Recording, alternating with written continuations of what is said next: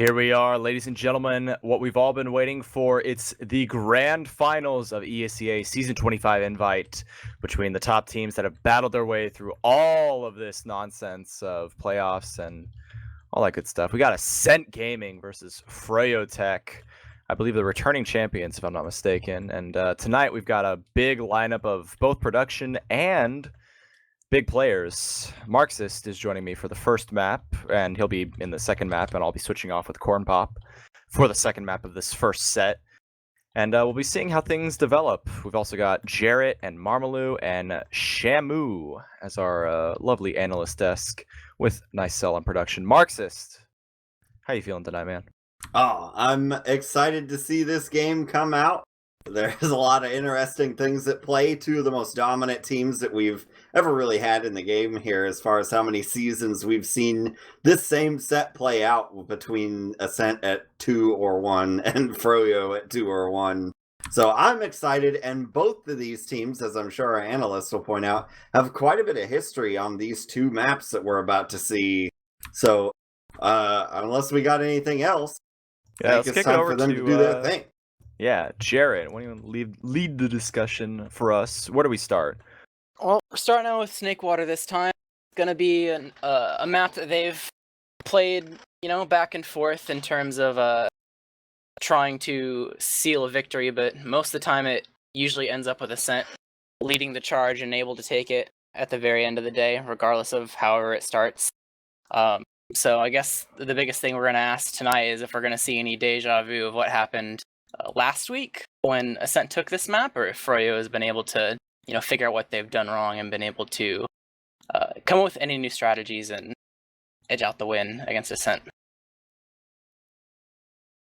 Anyone else have some food for thought? Go for it. I think Froyotech's I think Ascent has the advantage in this map. I think they're the stronger team on this map, but Froyotech, I think it'll be interesting to see how the mids go, because I think Froyotech has had some pretty strong mids on this map, and mids are a huge part of winning games. So if Froyotech if they come out and they're dominant on mids, I think we could definitely see Froyotech taking this map, but I definitely see this map going towards Ascent's way in the end.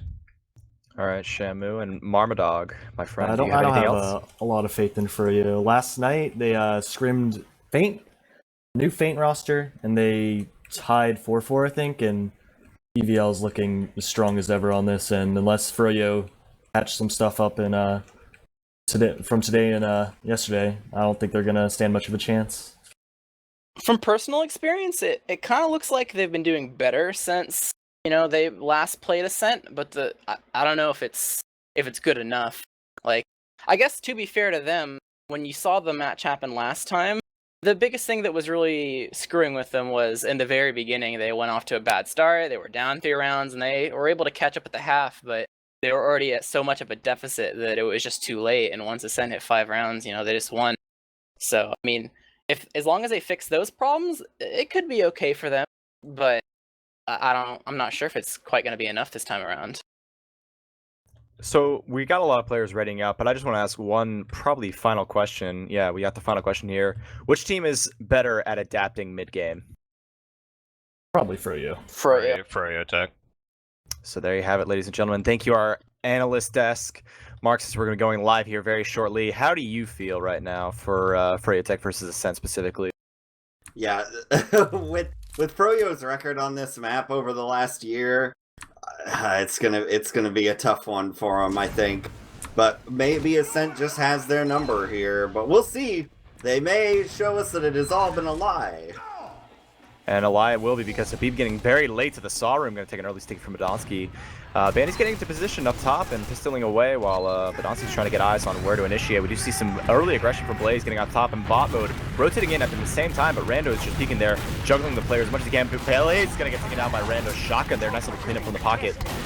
And Mela's rotating over to the right side. Can't really initiate right now, and there's a lot of chip spam going up, and that's going to be initiation from Mela before he gets taken out by Eric. And Corsa going to get taken out by Bombo. Froyotech taking the better end of this midpoint. Rushing forward, Bombo is getting on top of Yops is going to take him down, and now in the grass we do see Podolsky backing out with Nursey. Going to get their Uber just in time, but this aggression from Bombo is going to try and catch them off. Nice little arrow is going to cut them off, and it's completely locked them out. They can't even get out through the battlements right now. We do see an aggression from Banny.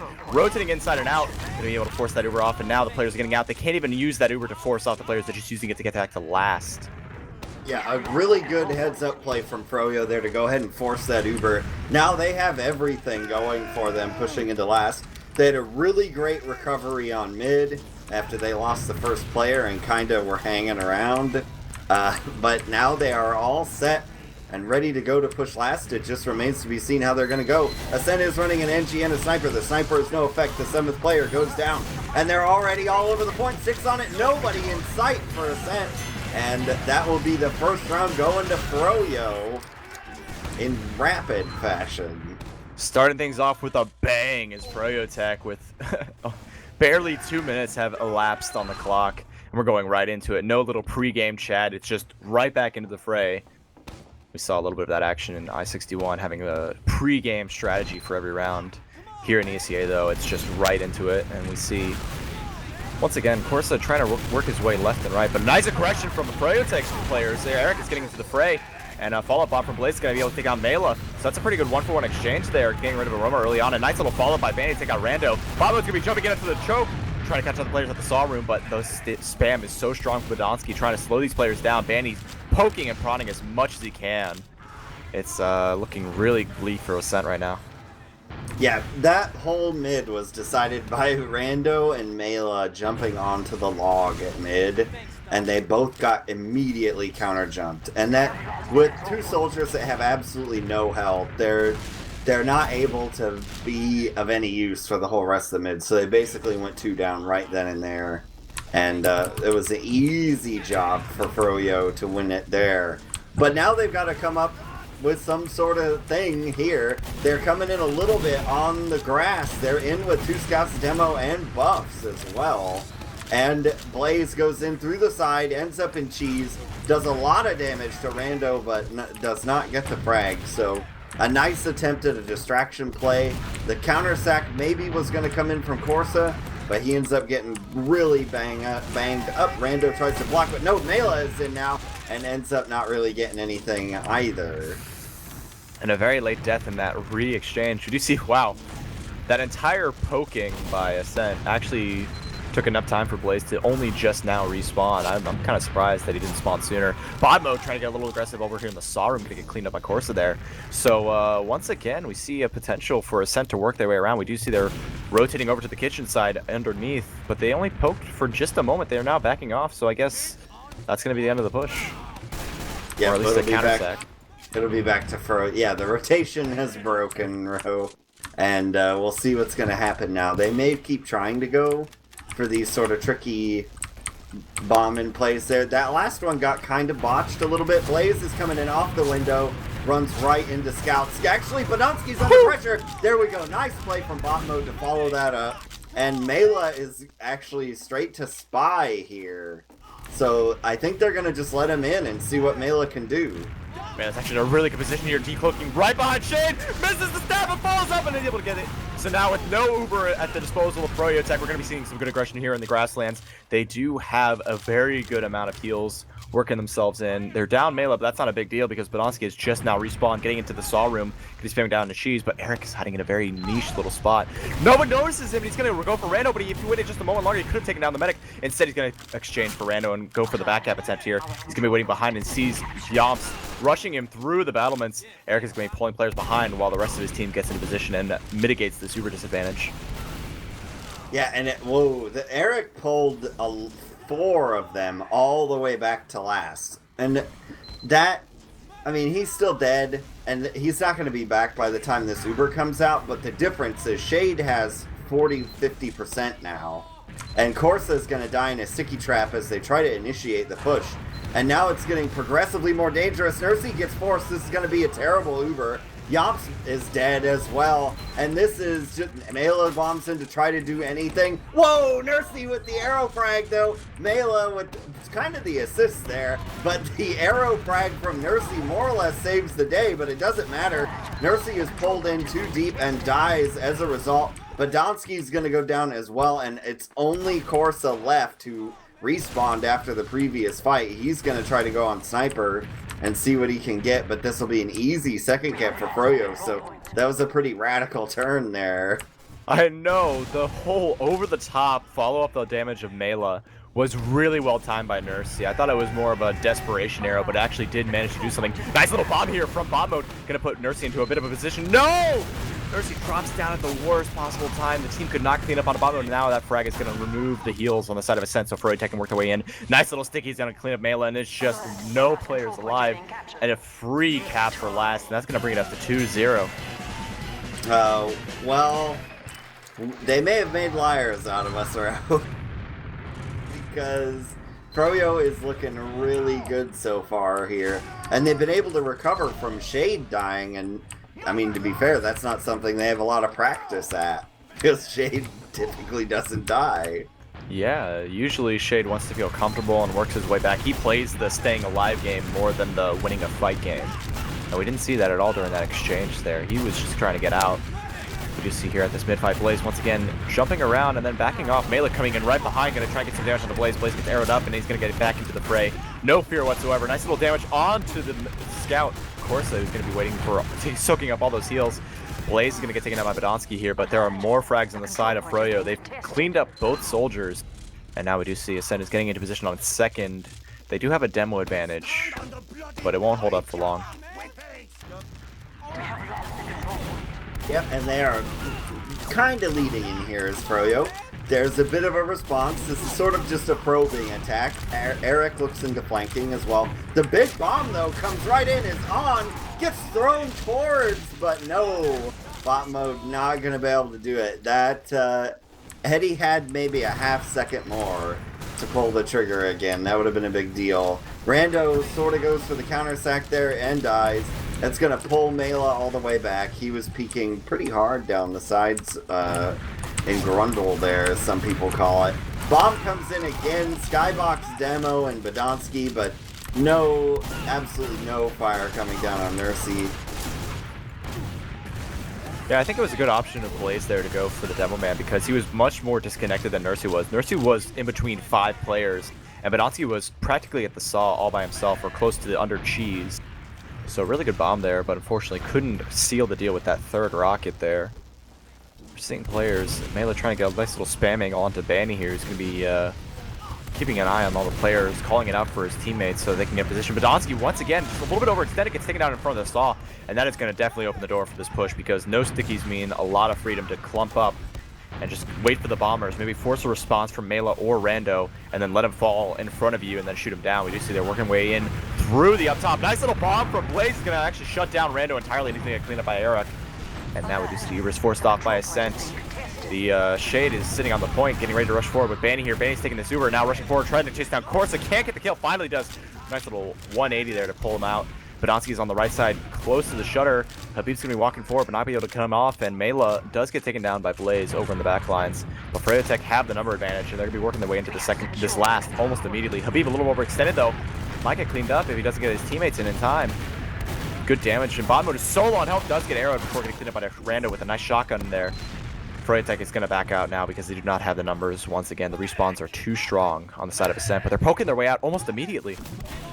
Yeah, Ascent really want this, surprisingly enough. They're coming in to take this fight now, trying to cut people off, but Badonsky is going to fall early again. So is Nursey, but Shade, Banny, and Habib all go down. But there's a back cap in progress, and it's going to make it, and that'll send us to halftime with Froyo winning, I would say, very convincingly. That is absolutely insane here. Players are probably going to be readying up very shortly, so we're just going to, just do a quick little peep, do our own little analyzing. We can manage, right, Marxist? Nah, we hired him for a reason. Throw it over to our no, we actually aren't. We aren't bringing the analyst. I've been forcibly told not to let the analysts in. But we do see here, Right off the bat, the first stat I see is Eric with 11 kills, and most of the players on Froyotech hovering around less than 5 deaths. Blaze with the most deaths, that is. Well, and he had to run a lot of suicide plays, so in He those also has the attempts to most get things damage. open. Well, okay, so that's plenty good. Yeah, 9 and 8 with Let's- 330 damage per minute. Both medics also have a frag. They're actually almost identical, it looks like. Except for Nursey actually has 1 less death. Wow. And that would be the case thanks to that desperado arrow that just soared across the midpoint and cleaned up Shade. But it didn't work out for them in the end. They didn't even need Shade. That was so surprising. I wish we could talk about that, but I'm sure our analysts will cover it at the end of the map once we get into the second half. That was just a really solid play overall to clean them up, but unfortunately, Froyotech are just so much stronger. They didn't even need Shade to win that round. Well, the reason Nursey had to fire that shot is because they were trapped. There was really no escape there, and the best thing that you hope for is that you'll at least kill some others of them so that you can have a refight on 2. And unfortunately, the only kill they got was provided by their medic. And then they all just ran away, and that was that. So it's rough. The mids on Ascent have not been particularly strong. They had the second mid was bad. It was a bad mid. I don't think that their soldiers were in the poor position they were on purpose. Just because I don't think they're that poor of players. But something happened to make them do that, and it immediately cost them the mid. And then they've had mids where even if the first mid, they got the kill on Blaze, and they should have been ducky off of that, except for their team was so beat up, mainly from demo spam from Habib.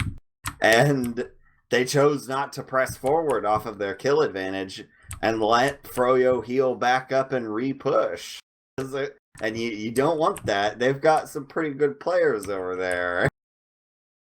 Yeah. We are now actually getting readied up, so good little short breakdown there. We'll be getting more into detail about how this map went once it completes with our lovely team of analysts. And going into this new mid, we do see Habib working his way from the lower, getting there a little bit faster, roughly the same time as Podonsky, really. So Ascent on the blue side now. Melee jumping immediately into the kitchen is going to get behind. Players are going to be ready for it. We do see Blaze, bot mode rather, 1-for-1 exchange there with a follow-up aggression from Banny there, who's going to get cleaned up. And Ascent is on top of things this midpoint. It's just the scout alive in the kitchen, and Eric's going to get cleaned up. Very, very solid mid from Ascent. Yeah, that was very different than anything they've done so far. So maybe they had a little tactical timeout there for halftime and have figured out what was going wrong. Or there's something funky going on, and blue is just the superior side. That could be it. Maybe it is truly a biased color. All right, here we go. So this time it's now Nursey with all things in their favor. We do have a 7th player and a heavy on top of the truck. So you've got the 2 heavy off. Whoa! Big bomb jet right at the start is going to throw all kinds of craziness into this. The 7th player is going to die, but there's pressure on the point right now. It's half capped, but they're starting to fall apart, our Ascent. Shade is going to go down. That's a consolation prize. But it looks like they're only going to lose 2, our Froyo, and they're just going to run them out of town. And Ascent is already piling way out, which is an interesting response. They're coming back now because Froyo didn't come. They ran back to spawn. Yeah, they didn't have the heals or the you could say the heavy in position, so they opted to stay back with their 4 players against 3 with heals. I don't know which decision was better, but Froyotech with a 3-0 lead, they don't have anything to lose. So they can play defensive and find a better opportunity to push back in. They actually could get the super in time while Ascent is ready to push right now, moving their way into the shutter. They're getting into position. They do clear the stickies, but there were no stickies to worry about. Take down the sentry almost immediately. Now Blaze doing a little bit of a juggling spam. Nice little trap from Habib is going to catch out both the soldiers on the side of Ascent, and that's going to really take away the damage. So a follow from Habib is going to get right into the face of the lobby. Follow-up aggression from Eric is going to get him killed, though, by Yomps. And now bot mode is getting into the battlements, putting out some damage as much as he can. But he's going to have to back up. Shade got his Uber in time, so now they can work their way out. But really good backup attempt from Yomps. He's getting out to the point, going to draw Banny up to it. He's working his way around, trying to get a little bit of damage onto bot mode. Couldn't clean it up. He's going to get taken out by Banny. So now Habib setting up shop inside of the lobby. And this is a kind of a poor situation for Froyo. Bot mode's gonna go down. They've popped their Uber now. And meanwhile, Nursey is on 80%. So even if they cap this, they're gonna have an immediate Uber in their faces. And Corsa is gonna go down. That may be a saving grace factor here. But the Uber comes out now. They block the point successfully. And Froyo is falling apart. This is one of those situations that we see on Snakewater a lot of the time where if a team is slow getting off of last, they're going to be overwhelmed. And if you lose your players in this situation, they don't respawn fast enough. So here we go. They're all on it. It's up to Shade. He tries to surf, but no. And that will finally give Ascent their first round. What an incredible dry push. Froyotech looked like they were caught on a whim. They didn't know what they were doing as soon as that aggression came in. They couldn't even clean up Corsa as he was juking his way around. And so that's going to be the round to Ascent. Let's see if they can have another breakout mid as we see Badansi getting a nice little bit of damage onto the soldier walking in through the saw room. Both scouts in a front position to slow down bot mode and Blaze, but they're going to come in right away, trying to get onto the medic and get inside saw. Bot mode coming back in right now onto Nursey, and a follow by Blaze. Corsa is going to take the rocket, and bot mode's going to take an arrow as a response from Nursey. Nursey doing a little bit of damage there and slowing things down. Bot mode is still behind, but very good job on Nursey to stay alive. Corsa giving his life so that Nursey may continue on. Yeah, Froyo's pivotal mistake here. Yeah, bot mode didn't have much hope. Their pivotal mistake bad, here was man. they ended up being cowed into the little corner between the. There's like a Bermuda triangle of the very flat ground between the kitchen door, the wooden plank wall, and the crate. And they ended up stuck over there in the Bermuda triangle and just got blown up because it's super easy to hit shots on things that are on flat ground like that. And now here we go, Ascent. Last time Froyo weathered this storm of the Ascent full Uber advantage, but we'll see what happens now. Gun goes down right away from the Uber, and Corsa working his way onto the right point. He likes to play above the point and get eyes on players, but he's going to get taken down by bot mode there. Very nice frag exchange on the side of Froyotech, but Yomps is going to get the better Benny.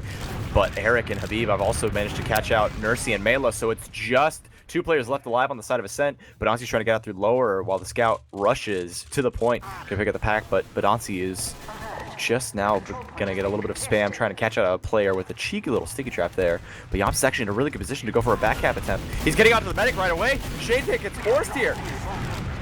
Yeah, that I would actually go over that on the back cap because this Uber force is big for them because they can just re-push with full Uber advantage. Now, Shade does build really, really fast.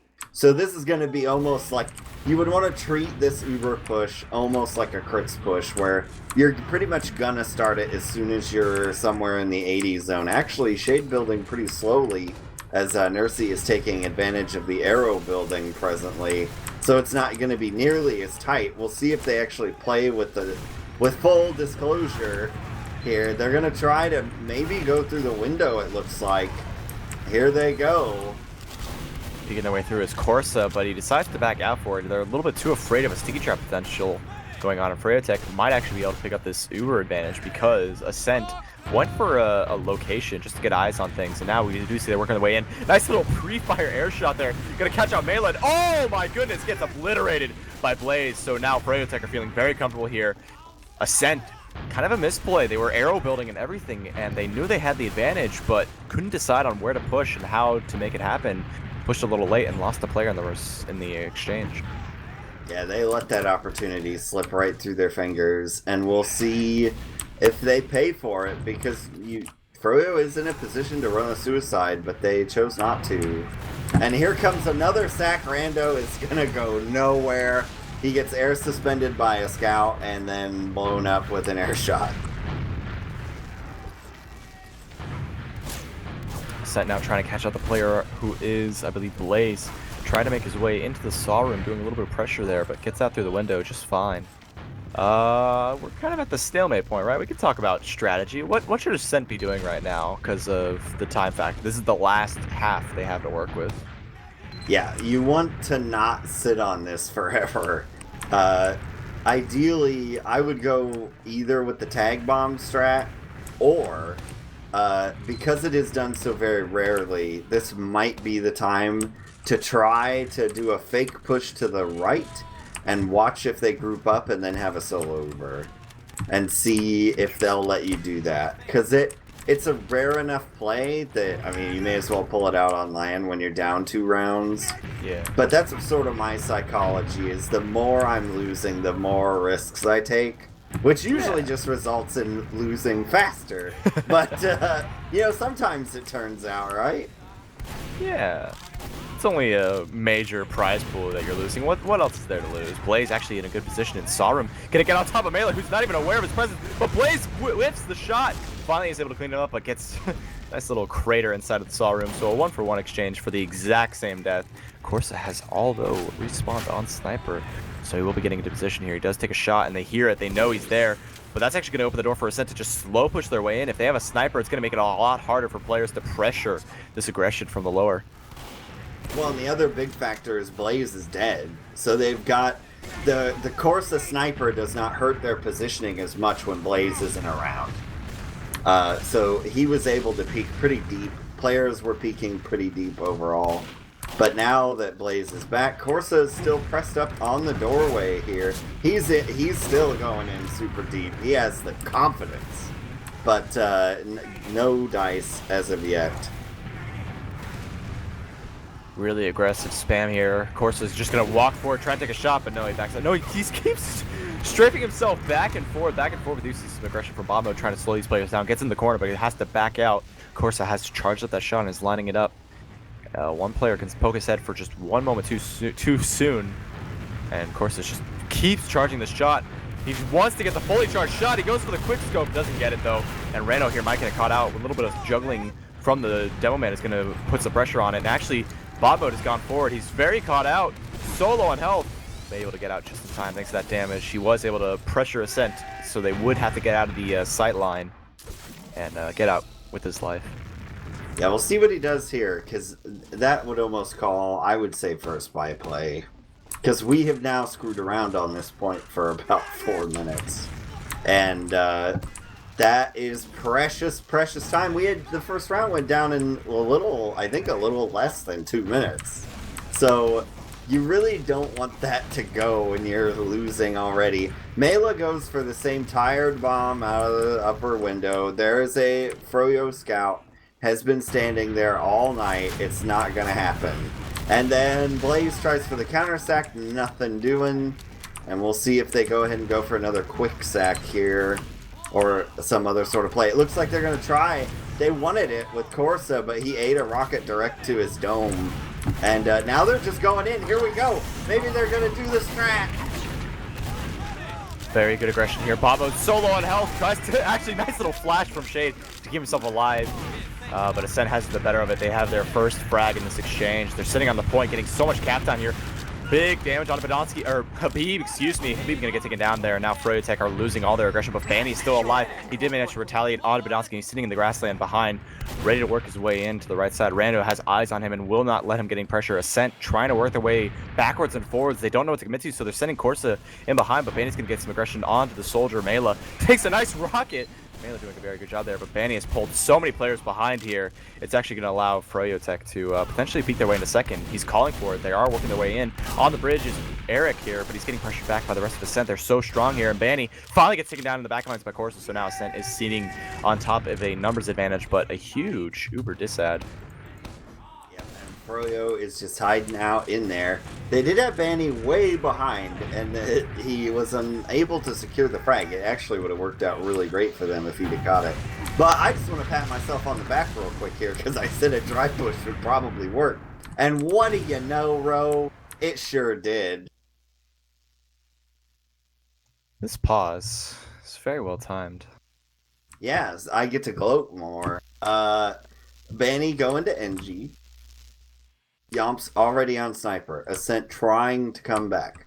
Hopefully, for the sake of this game, which is going really well, I would say, we don't have a major medic drop.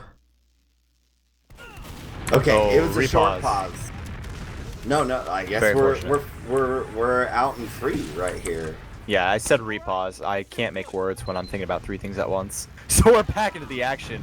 Even Ubers on both sides. Ascent currently sitting in their lobby. They need to take this round if they want to have any semblance of getting an upset in this first set. Because they do have a map advantage, as our analysts will bring up as we go later on into the series. But Snakewater, as they said, is predominantly a Froyo map. So Ascent currently sitting in a position to take things into their own hands. Banny's setting up a sentry now, getting a nice little angle onto the shutter, but Yomps is on that sniper, peeking around the drop down. He could get a shot, but the sentry does get eyes on it. He does get upgraded, so Yomps could have potentially had a chance to peek a little bit more aggressively during that upgrade. Does manage to back off, and now he's going to get into a better position here. Not really a lot of angles to work with because their sentry is doing such a good job, but the spam is pretty hard from Rando there. Gonna put a little bit of pressure onto Banny because now he has to keep rotating through the ammo.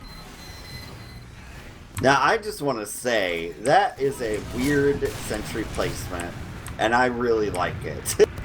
The Uber actually gets forced. Ascent is, like, dying. They're melting away, and nothing bad comes of Froyo, so I'm just going to say the sentry pretty much just destroyed them there. They could do nothing, and now they're basically putting all their hopes and dreams on the back of Yomps to get a huge shot here. Also, there is a forward player. That was Mela trying to get stuff done. It does not force the Uber. And Corsa is coming on Spy. Where is he? Is he already in position? He's going for the back cap. He's going to be on the back cap. He is here. There's no one down, back here. There's nothing to stop him. There's one player behind. Blaze going to go for a quick jump, but whips it. And that actually cost him getting onto the point time. There was some pistoling going on by the Latrange, but I think Blaze was literally that messed up jump away from getting that cap and stepping onto it. I mean, we just saw that last week where a soldier tried to get onto the point and just barely managed to get through the bullet spam.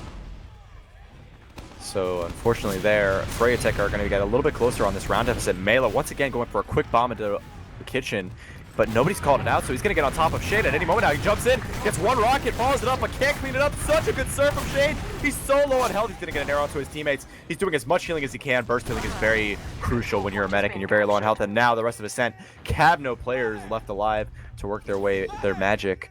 Mela is sitting in Saw, going to actually potentially get into Eric here. He's going to finish off the cap at the very least. Froyotech working their way to the second now. They aren't going to try and let anything happen. Nice little bomb is going to cut off Badonsky entirely, and he's going to get cleaned up.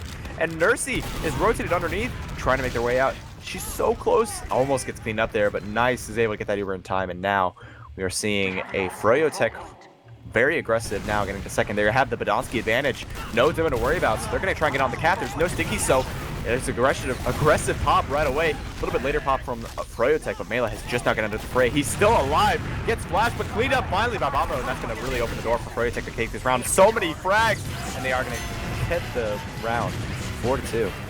Yeah, a nice aggressive push there from Froyo to go ahead and just get Ascent out of here. They were grouped up. They didn't have time to run off classes, and it was pretty easy there. So here we go. It's match point for Froyo. He's now working his way up to the point. He does take an early shot onto Corsa, who was working himself in the top right. Who early a bomb from Rando is going to juggle Habib into the air, and he's going to get out to the pack. Nice follow-up from Yomps is going to clean him up. So now Bombmode is Rando is setting the entire course of this aggressive mid. Yomps is playing from behind. He's going to get on top of Shade. Shade is not even ready for it. He's got so much. No, he can't do it. It's a last-ditch effort from Botmode, who gets cleaned up. And that's a full wipe from Froyotech. Ascent is not out of it with just about 10 minutes left in this half. They want to get another round. Yeah, there was a pretty pivotal mistake there when Rando bombed the Saw room. Habib actually chased him. He was hungry for frags. And that's a death sentence for a demo with 20 health. And then the mid just completely fell apart. So here comes Ascent. They've got full Uber advantage. Banny is on that sniper, but the Uber's gonna come out in time. they're crossing over now, a little bit of rotational play, but flankers coming in from the backside. Blaze and Yops are both going to fall, but Froyo is starting to lose a little bit more, but they're going to trade out. Players falling left and right, 3-3 still yet. But no, Badonsky will fall to the pistol of Banny, and that will pretty much be the end of Ascent. Nursey hooks right onto a scout and hightails it out of there. But it looks like they might try to go for the block, but it's 2v1. But no, now that the spawns are in here, they're doing the repush. Nice aggressive play. Yeah, Ascent currently in a good position to move forward. They knew they had the forward spawn advantage. Shade is going to get dropped by Yops. So now it looks like no heals on the side of Froyotech, and a lot of their players are at half health. Ascent need to start healing up and get ready for this aggressive peak, but Froyotech are thinking better of it. They know they can't do anything without those buffs, so they're sitting on second and going to be waiting it out while Ascent will have that Uber advantage working their way in, and they might even just be able to go for a dry push, not even have to force off the Uber if they play the cards right. Yeah, I am kind of surprised that they didn't run an off class here for this. The bombs are starting to come in. They're crossing out of Saw. Rando is going to get more or less dropped, but that's fine. And Eric is going to fall as well. And they're going for the quick under push. It's going to catch out Blaze. They're coming in. They'll cross over. Big air shot comes and blocks things momentarily. Habib falls to the ground, gets pistoled along the way. They're all over this point, but there's a scout and a soldier trying to make the block, but no, it's not going to happen, and Ascent goes 4-3 here. So they're trying to bring it back. Well, yeah, Ascent is the 3 in that equation, but they're trying to tie this game back up, but still, one more round lost, and they're out of this one. Things are getting really heated up. There's 11 minutes left in this half. Habib now getting a shot and eyes onto Badonsky in the lower area. Can Froyotech get an early aggression and follow up on him? We do see Mela sitting in kitchen, but he's not going to go all the way lower. He's going to pull players back while Rando is also sitting in Saw. So Ascent is going to get the better of it with a nice coordinated rocket. Going to take down Banny and Habib at the exact same time. Badonsky with the pipes. It's a full wipe with only Yops as a casualty. Ascent want to take this map 5-4. Yeah, and again, Froyo did the same thing they have been doing where on mids they lose, where Banny, Habib, and Shade were all in that Bermuda Triangle area that I talked about, and they instantly died. They all got blown away really close together. I think maybe a second apart, and there's no winning after that. And so here they go with full Uber advantage to tie the game. Froyo has weathered these storms before, but we'll see. They may have the fire in them. Ascent now working their way in. They pop the Uber off through the shutter. Going to get once again on top of that sentry takedown. They're not going to let bomb mode stay behind and hide behind the shutter. Rando's going to get in there and pull Blaze a little bit backwards. Nice little bomb from Rando, going to get damage on Habib, but Habib stays alive. Nice little heals. Follow up from Yops is going to be able to try and take him out. No, he can't even get the frags, but Ascent is already on top of everything else. They cleaned up in the main part of the area and capped the point. We're back to 4-4 and with only 8 minutes to go. Yeah, we have 8 minutes or a golden cap ahead of us. But Ascent, this has traditionally been their map. They are bringing it back. Froyo needs to stay out of that triangle. It's very dangerous waters right now. It can go one way or the other. The scale needs someone to tip the scale. So we see Yops rushing in onto Blaze as he was able to pick up on a Mela. And a follow-up onto Eric is going to put him in such low health that he jukes his way around. Going to stay alive. And now Froyo Habib has managed to pick up so many frags, and Botman and Banny are also going to clean up. It's Nursey trying to get out. Nursey is no one chasing behind, so Nursey will have Uber to defend potentially because Shade was able to die at that midpoint. Good pick by Ascent, and Mela is able to respawn to get onto Nursey, but bot mode getting a little bit of pressure here in the lobby, going to back off instead. So Nursey with Uber advantage going to try and work their way to the second point because they cannot lose this round. Yeah, and having been in this situation before, this one's kind of risky. This may be the time where if you're big into TF2 memes of yore, where killing in the name would just shout, stay at last. Because there are so many ways this can go wrong, or in honor of our European friends, pear-shaped, that it's gone pear-shaped, look at that! Nursey gets trapped in queso and gets blown away. There's no health on Rando, and Habib is dead. That's the only saving grace here. But Shade has massive Uber advantage. So you're going to have to deal with this situation by trying not to lose everything here and end up back on last with a very limited time. Actually, what I've noticed recently is these Uber advantage that's at like 30 or 40%, which is, you know, reasonable enough to push with. They've been kind of mitigated by the fact that they can't make a good push or make a decision. And we do see Nursey able to arrow build her way all the way up to Uber, and they're going to force off right away. They know they had the advantage, but because of that crossbow building, Nursey's going to pop in the face of Bomb Mode, who's going to be able to jump out at the window. Badonsky and Banny and Rando are going to die, so Ascent currently do not have the numbers to work with.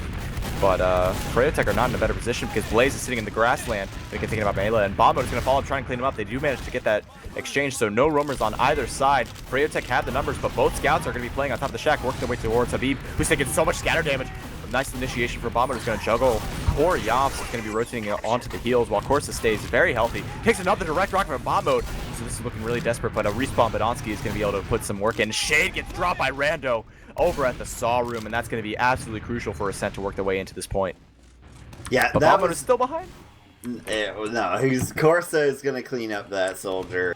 The downside there, Froyo made a pivotal mistake. When you have numbers advantage pushing into a point that you do not own, those players will come back in a hurry. And that's exactly what happened to them there. There is a bit of a back cap going on, but the push from Ascent is on mid. The back cap fails from Banny. He's taken out by Mela and Rando in tandem. Fitting, I suppose. Nursey still has complete full Uber advantage here. And it looks like Ascent. No! Nursey goes down to the sticky trap from Habib! And that is that. That's one of the biggest sticky traps we've seen all night for sure. And that is going to be the end of all of Ascent's hopes and dreams for the time being. And now Froyo can just wait this game out or try to use their Uber advantage to swing it all the way back to last. They can even take this mid almost uncontested because of the heal advantage outright. You do see Bombo getting up top, spamming onto Corsa. Corsa gets juggled and takes so much damage, he's gonna have to back out, and potentially Rando could get caught out. Thankfully, he does make his way through the catwalk. So Froyotech take mid for free. They have a 40 advantage, but like I said, that advantage really disappears over time. But they are building very efficiently. Froyotech now working their way through the saw. They got to clear the sticky traps. They don't want another mistake from that Nursey and the rest of Ascent couldn't prevent. They're going to be working their way in. Mela going for a nice little double bomb, trying to get onto Shade. Shade juggles as much as he can. It's going to have to force off because Mela stayed alive for just a moment too long. Didn't get the reload off, so he was able to not get that force. So Shade could have held onto it, but he decides to go for it. Can't lose the round by getting a drop. And now the counter force is going to go into Nursey, who's rushing Rando to the point, going to pick up Blaze. But the numbers only getting both soldiers. That's actually a pretty big deal, getting both soldiers. But they have their own respawns out there to deal with, and Banny is sitting behind in drop down, potentially going to be able to orchestrate it back up. But no, Corsa has Banny's number, and it's 4. Yeah, that was a tough situation for Banny there, because there's not a lot of health for him to try to farm. Rando is going to go down in a sticky trap, but like I said before, that's okay. But Badonsky going down to Eric is not okay. Rando's death, Badonsky didn't really respond to it properly, and now they are getting blown up here, RSN. Mela is trapped in. He's not going to be able to do very much, but Yop trying to make a big play onto Shade, and he gets it. He's still alive, too. That was, yeah, well, it wasn't going to be that long, Ro, but that may have been just enough. They're still going to peek in here to see what they can do, but no. Froyo are gonna back out, and now Ascent is in super crunch mode. They're actually moving opting out. to go out. Whoa! But Froyotech gave them the space. They're just now coming into the fray. They are working their way through the saw, and actually Ascent did decide to back out, but there's going to be taking a lot of spam from Habib, who's sitting in front of the bridge, putting so much damage on him. Bandy tries to get into the fray, but gets taken out by Corsa. Now a little bit follow-up from Blaze, going to get caught underneath. Rando going to take him down, and now a follow-up is going to clean up. Froyotech are crumbling. They made a little bit of a mistake rushing forward, or not rushing forward in the second, but rushing into lobby was a mistake. Yeah, they wanted that. I think they saw a lot of damage come out, and they thought it would be a really good idea to all push through the same door at the same time. Rando is going to die first again, but again, no big deal. Bot mode is going to die to Corsa, and Banny also down. Mela super low, but so is Habib. Oh, Medic's getting juggled in Nursey, but it's not going to matter. The exchange comes out. It is 3v3. Both teams have the same composition. The spawn times are, however, better for Froyo because they own that middle point, and Ascent wisely cedes position and goes back to second as time is ticking down on them. But really, it doesn't matter. You could just go fight another mid and not have to push all the way from second. Yeah, that could be an option for Froyotech right now, because if they can have a decision, they have that halftime to work with when it goes to a golden cap. They can bring up a little bit of a discussion on how to approach those mids, and I think that's a better option overall if they want to take this first map. I mean, Froyo has middle right now, so the ball is essentially in their court. They want to push this because it's essentially as if they've won mid. Ascent does not any longer want to do anything. They want to not have to deal with this situation anymore, and the best way to do that is to just let the round time out. At least that's how I would treat it. So in comes the bomb from Blaze, it gets nothing, and again there's a scout firmly planted right there on top of the sort of fence area. It's not as much of a fence now, being pure wood. Actually, wait, Badonsky was just hanging out there completely by himself. No support. I think Nursey backed up to buff people, and everybody just kind of followed Nursey in a little party, and nobody told Badonsky. Oh, but it's not too late for Ascent to make it better of it. Of course, it gets piped down by Habib, though. Trying to get into face him in front of the saw room, and he's going to stay alive and get flashed on this Uber. Randall going to try and back out and get back into the fray once it all comes down. But Eric is going to get 2 frags of his own in lobby and might even get a third if he works his way in. Bomb Mode's going to get taken out by some nice spam from Badonsky. But Habib has his number. He's walking forward, cutting him off. So low on health, going to get that frag. But Yams is still alive on second. Trying to work his way through lower. He's going to try and wrap around at Habib. He's going for the cap. He's going to get onto the point. He's throwing so many things as much as he can, but these scouts are getting to the point, and the respawns are way too strong. They're going to be able to clean up onto the medic. Shade is going to drop there, and Blaze is alive inside the battlements. Going to try and back out, but bot mode is in a pretty good position here, and Cheese. Yeah, and we've got Eric on Spy, but the time is really short here. Soldiers are going to meet in lobby. Bot mode will get the better end of it. He has 3 health. Whoa, he jumps over the health pack, unable to get it, which may have saved his life. But Ascent is going to get back out here and grab second. It was getting pretty dark for them for a second. But here goes the spy play. Will it work?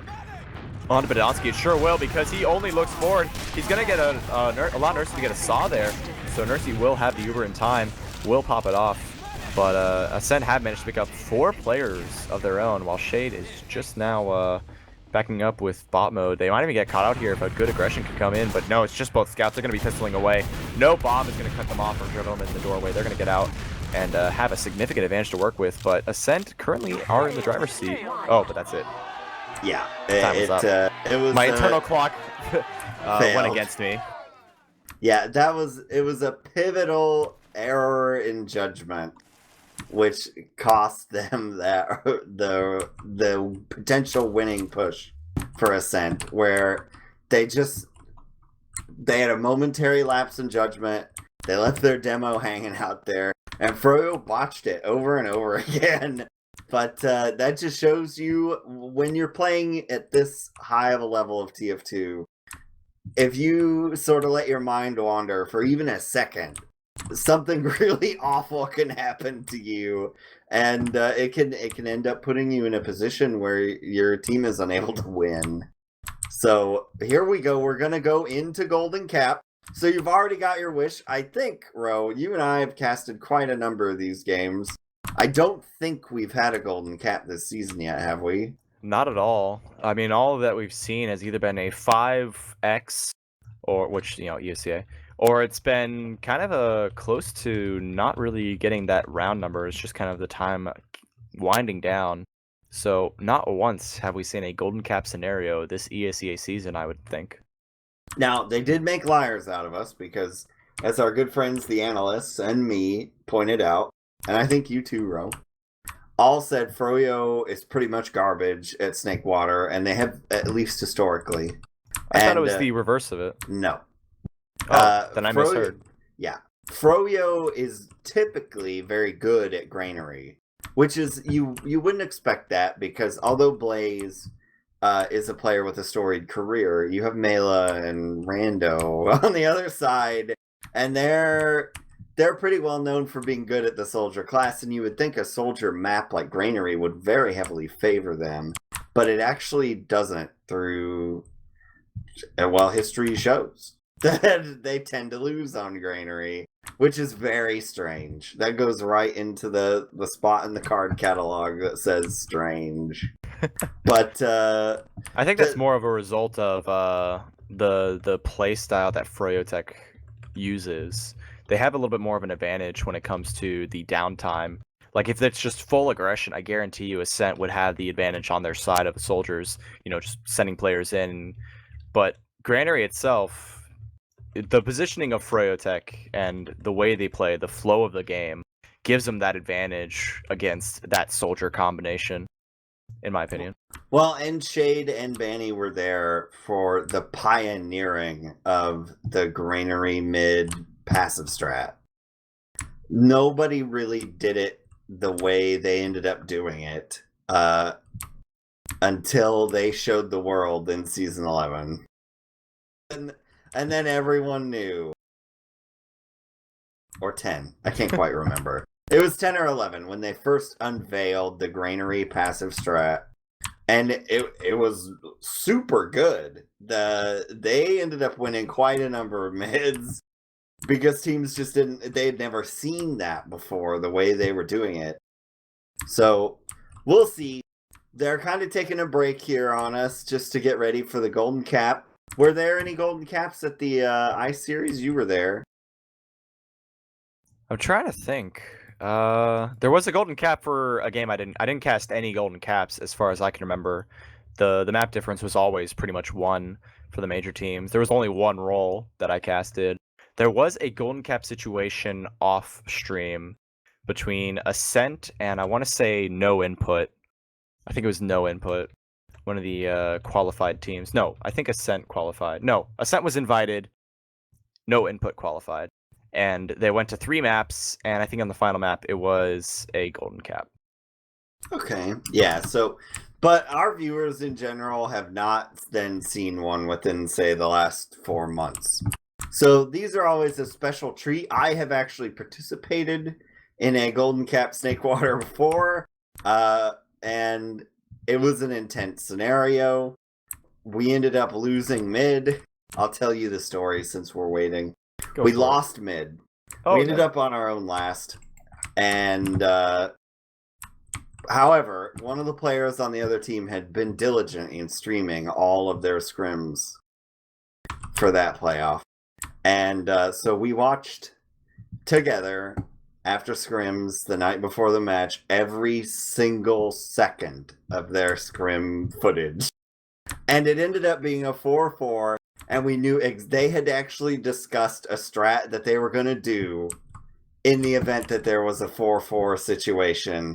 And that's exactly what they did. We countered it perfectly and won the round in the Golden Cap. And that may be the only time in TF2 history that someone was a big enough nerd to use somebody's streamed content against them. I only have one overtime story, and it's not even overtime. It was just back when SIVA was a thing. I played against Bud Squad with No Johns, and we went 4-4 for the match, and then it went to 4-5 overtime. They won, but during that exchange, I had a lovely little engagement with Sean Bud and Lang.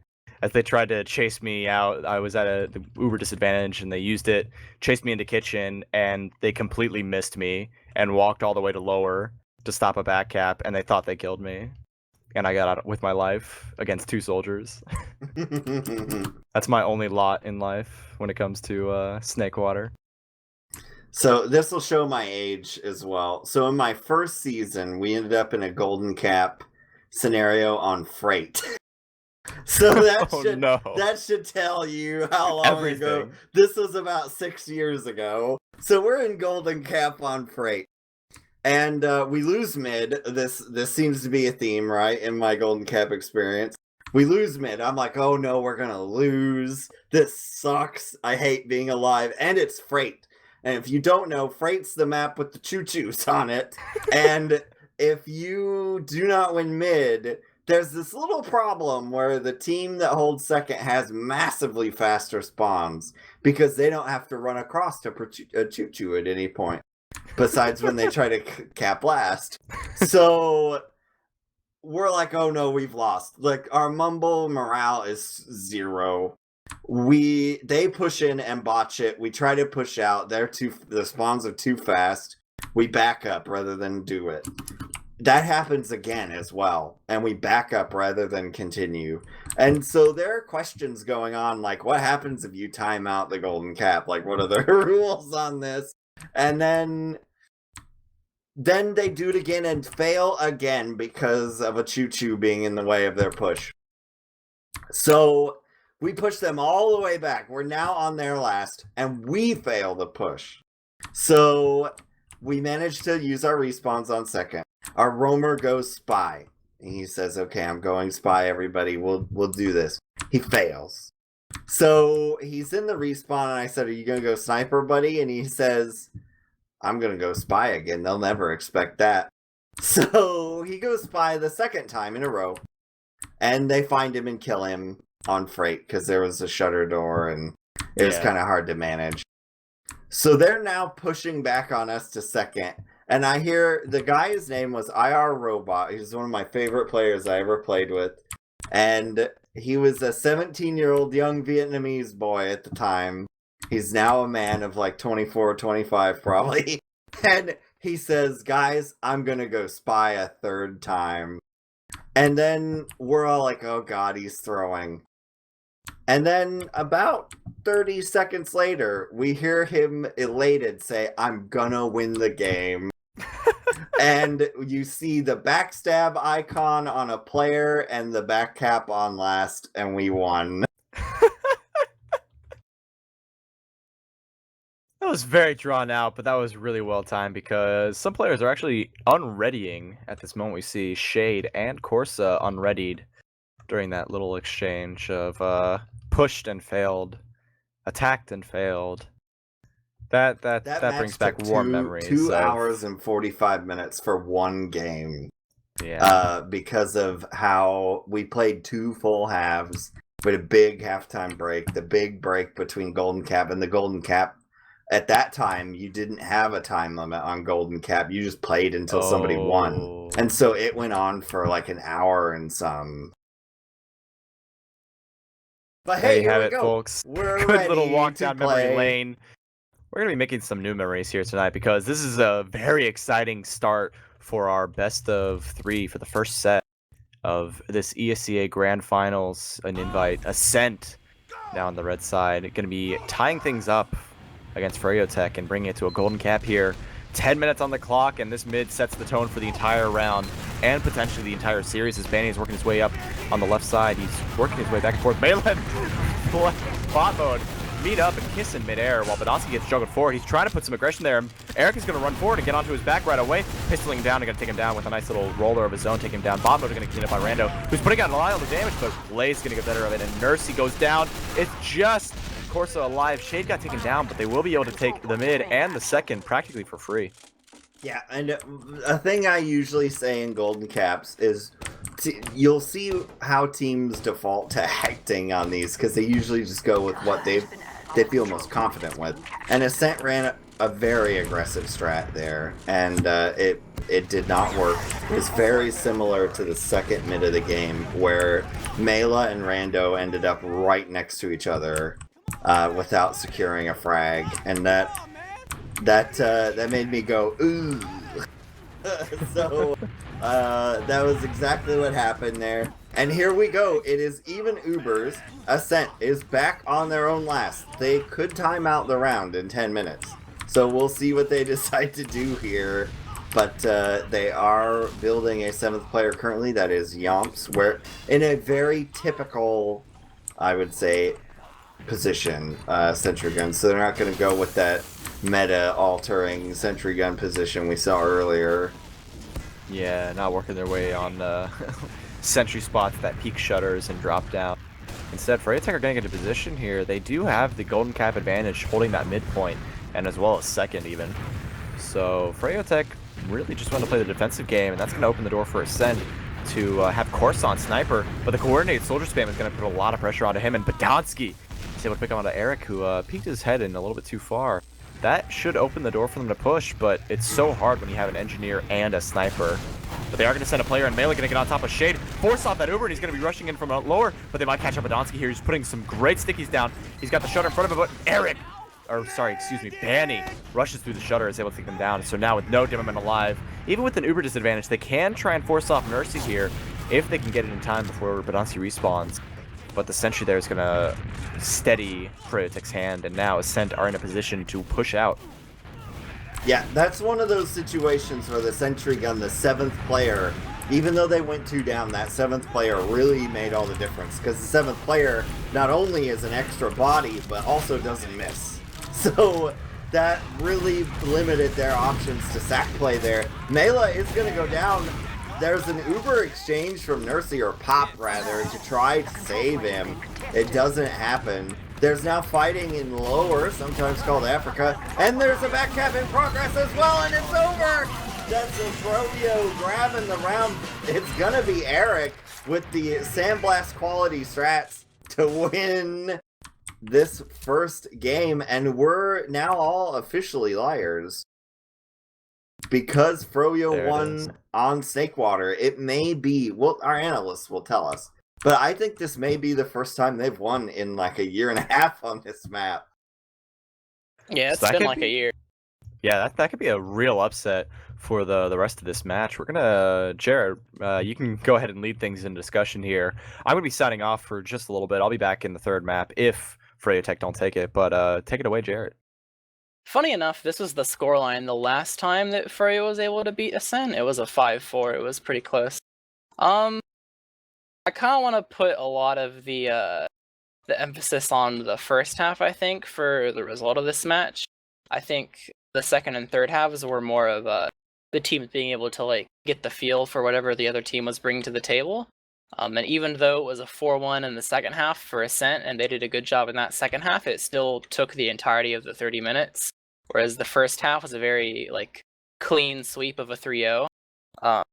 And I feel like if Ascent weren't as maybe countered might be the right word, I'm not sure. If they were able to do better in the first half, then they might have been able to just completely close it out in the second half by doing the 4-1 that they did. I guess you could kind of say the same thing for Froyo, and that if, maybe if they were just able to, close it out in the second half, they wouldn't have to play the third, but props to Froyo definitely for the first map and taking Snakewater, which they haven't been able to do against Ascent in a long while. Yeah, I think the last time Froyotech beat Ascent on Snakewater was actually Season 23 playoffs, so not like terribly long ago, but definitely, a while ago. And I think it was 5-4 that Froyo beat they beat Ascent. So it's definitely always close on this map.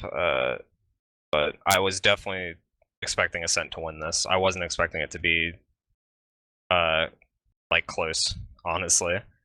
And I think Froyo's mid starting out definitely gave them like a huge advantage. Froyo won 3 mids, and all 3 of those rounds they converted. They got that 3-0 advantage in the first half, and Ascent just wasn't able to come back in the second half. They didn't have enough steam. I want to try and look at Granary, because everybody thought Evil was going to roll this or like win it convincingly, but Ascent does have a bit of steam behind them for this next map. I don't think they're going to win, but nothing's impossible after this last game. So I think Froyo's going to win the next one, but then they could pull something out. I mean, even though we were a little bit wrong about how this first map was going to go, even though we like kind of said that Froyo like improved a little bit, we weren't sure if it was going to be enough. Obviously it was. I'm still like very confident that Froyo against Ascent in particular will be able to win Granny. It's another example of like a team being so dominant on a particular map for like over a year. I'm pretty sure it's the same thing, except vice versa, where Ascent hasn't beat iteration of Froyo on Granary in a very, very long time. And I've even heard from people on Ascent themselves or that have played in the past that Granary is definitely not a map that Ascent is very good at. It's like definitely in their lower half of like the 4 that are played, almost at the bottom. So this might, unless they've changed something, it could just be 2 maps and we're done. Just depending on what Ascent's able to bring to the table this time. I'm not sure if they have like any new strats or anything like that for Granary. We'll have to see when the map rolls around.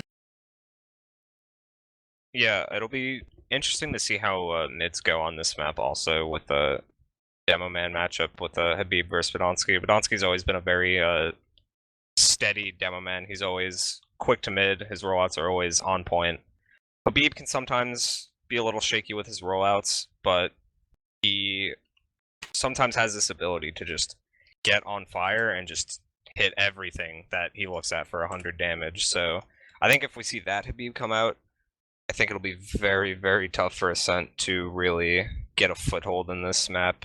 But if not, and Badonsky can really pressure Habib, and I mean, obviously he can, it's Badonsky, but I think that Froyotech, if Habib doesn't do well on mids, I think Froyotech will be a little weaker in general, but I expect Froyotech to win this map. One thing that is going to probably catch Froyo off guard a few times is, from at least personal experience, they randomly just push flank with their entire combo, like even Ubers, maybe a bit of Uber disad, Uber ad, and they just all explode into like garage or out of garage. If you're not ready for it, you can just drop 2 players and just lose that point off of that play, and can really, really just come out of nowhere. Although I will say though, like kind of piggybacking off of that, they gotta have the opportunity to do that in the first place though, because a lot of Granary is, you show up to mid, you fight the mid. If you lose it super hard, that could just be an instant like wipe onto last. Like as soon as you respawn on last, people are already peeking the shutters, ready to go and push into last, compared to other maps where you might be able to like have a little bit of time to set up. So I think the key here, like 100%, is going to be, if you can't win mid, just like at least don't get completely rolled on mid if you're Ascent, so you can at least have an opportunity to like set something up to go for some sort of play. Because if their mids end up being like bad enough where they like just completely wipe and a lot of Froyo is still left alive, they are not really going to get an opportunity to go for a whole lot of stuff. And I think kind of around what Shamoo said, it's going to be a lot of pressuring and a lot of aggression. If they just kind of sit back and let Froyo do whatever they want and just try to play a spam game, I feel like they're going to have a hard time on the mids. They probably definitely want to just get in Froyo's face and make things a little bit more hectic. At least on the hectic side, if they can manage to do so. They end up doing that. Yomps ended up going he went off pretty hard in the last game. And if they can try and make more room for their scouts, and if Badonsky can do something, they can probably steamroll a few rounds. But main thing that you don't want on a Granary mid is you don't want your med going down without theirs going down. Because that's an instant straight to last, usually. So you either want both your med to live and theirs to die, or just hope yours doesn't. Yeah, I think on mids, you definitely might see Ascent pull out of mids early on just to salvage it and make sure that they can have a chance at holding too, because like Jarett said, if you wipe on mid on this map and you don't kill the other team's medic, it's very tough to really it's tough to not lose that round, because this map is fairly easy to roll from mid to last just straight, and it's just gonna be I think it will come down to mids again on this map. I have a lot of faith in the plays that Ascent would make though, if they're able to win a lot of the mids. Like what was touched on earlier, like a lot of the times that they try to go behind, when Froyo's trying to transition from point to point, they're usually pretty successful at that and able to pull something off. I think The big question, though, if they get there is, at this point, it's been something that they've done in the past, obviously well enough that we know about it, so obviously Froyo's going to know about it as well. It's all about the preparation and how Froyo are going to prepare to deal with things trying to go behind and back caps and things of that nature, as well as how Ascent really try to execute it. There's not many ways that you can try to execute, maybe back caps and plays to just go behind on a lot of maps. There's a couple areas on Granary where you can maybe change it up a little bit, especially around the lunchbox area, because it's a little bit of a maze sometimes. Just trying to weave and survive and stay behind without making the door that you're trying to go through way too obvious. But the rest of the map, you just got garage and choke, and that's it. Only really 2 doors to watch. So, and that it might be a little bit harder. And if Froyo can prevent them from doing anything by just making sure they're watching just those 2 doors pretty safely, then it might be hard for Ascent to really pull that off even if they make it through the mids. Yeah, I mean, it's definitely Froyotech soldiers are definitely, pretty terrifying. Blaze is especially very very good at this mid. And I think if Ascent can make for Corsa and Yomps to really thrive, which on Granary it's hard to have your scouts thrive, but if anyone can do it, Corsa and Yomps can certainly pull it off. And I definitely think Mela and Rando can have some good mids up their sleeve to make this match close. I think it'll definitely I think this could be closer than we think. I mean, obviously, we were wrong about the last map. We were expecting that to go fairly one-sided to Ascent, but we were wrong. And, top teams, that's the thing with top teams. It can always be closer than you expect, and it can always be, a close map when you don't expect it to be. So, especially in grand finals, too, because it's when you think of regular season or even maybe a little bit into the playoffs, if you ever thought that a team was holding back, well, they're definitely not doing it right now. So tendencies that would have happened earlier on in the season, even just by a week, could just completely be changed and new strategies developed. So who knows what will happen. I will say, though, that I'm still I don't know, I'm still pretty confident about this definitely being a map that Froyo is set to take. I mean, I'd like to be proven wrong potentially, but I'm not sure if I really see it happening. I'm excited. I don't think this map's gonna go to a low score unless one of the teams pulls out some creative way to break the stalemates, because those can be so long and just grueling if no one does anything besides just sack their roamer for 10 minutes until the round resets. But I'm gonna get on the Ascent train. I want a third map here. I want to see some viaducts. So I'm gonna call a 5-4 Ascent. My heart says Ascent because I want to see that third map too, because viaduct between these two teams is always incredible to see. But my brain says Froyotech's gonna close this out 5-3. I'm kind of with Shamoo here. I think it'll be a 5-2 or so, same as regular season, just for Froyo. I don't really have a whole lot of faith in Ascent stalemates right now. You saw it on Snakewater. They would just sit on their own too and end up losing people. And I know this is a different map, but the way that they were losing it is kind of I don't know. It wasn't a map specific thing. It was really just not being on the same page. And I guess that's technically fixable, but I saw it happen so many times where you'd think that they would have fixed it by then, and then you go into another Snakewater 2 hold and then it's not fixed. It's just pretty much Nursey's playing too far back and Badonski's playing too far forward. Not to say that one person is at fault, but if the medic is too far back for Blaze to sack on, then he's just gonna go and bomb someone who has no mobility and no buffs and Badonski, and he'll die in 2 rockets. And they can just push off the demo pick, which is what kind of happened as we're actually going live right now. All right, well, thanks, analysts. I want to welcome Cornpop into the zone here. We'll be casting this Granary, which, as you all probably know, if you're a regular viewer of the channel, is perhaps my first to second favorite map in the rotation. So here we go. I'm gonna enjoy myself. But Cornpop, cast this mid for us. Yes, it's Marx's first to second favorite map, and it's my least favorite map, so we got the perfect combo on Granary as the winner rolling out. Habib pretty slow, but Onsky was able to track him out just a bit here. Now, still spamming back and forth. They're looking to get some damage down early, looking to spam a little bit. They are jumping over onto bot mode, doing a bit too much damage. Now Banny's jumping around. He's going to be the first frag to go down in this fight. Blaze is in behind, does get taken down by Mela. So far, Froyotech are not doing well in this mid. They do get Podonsky, but they're losing so many players for it. That's really only a just nice little thing at the end there. They're still not going to win this mid. Yeah, a very solid mid from Ascent. A little moment of danger where they kind of got grouped up on the right corner, the outside of the toilet bowl, as I like to call it, at mid.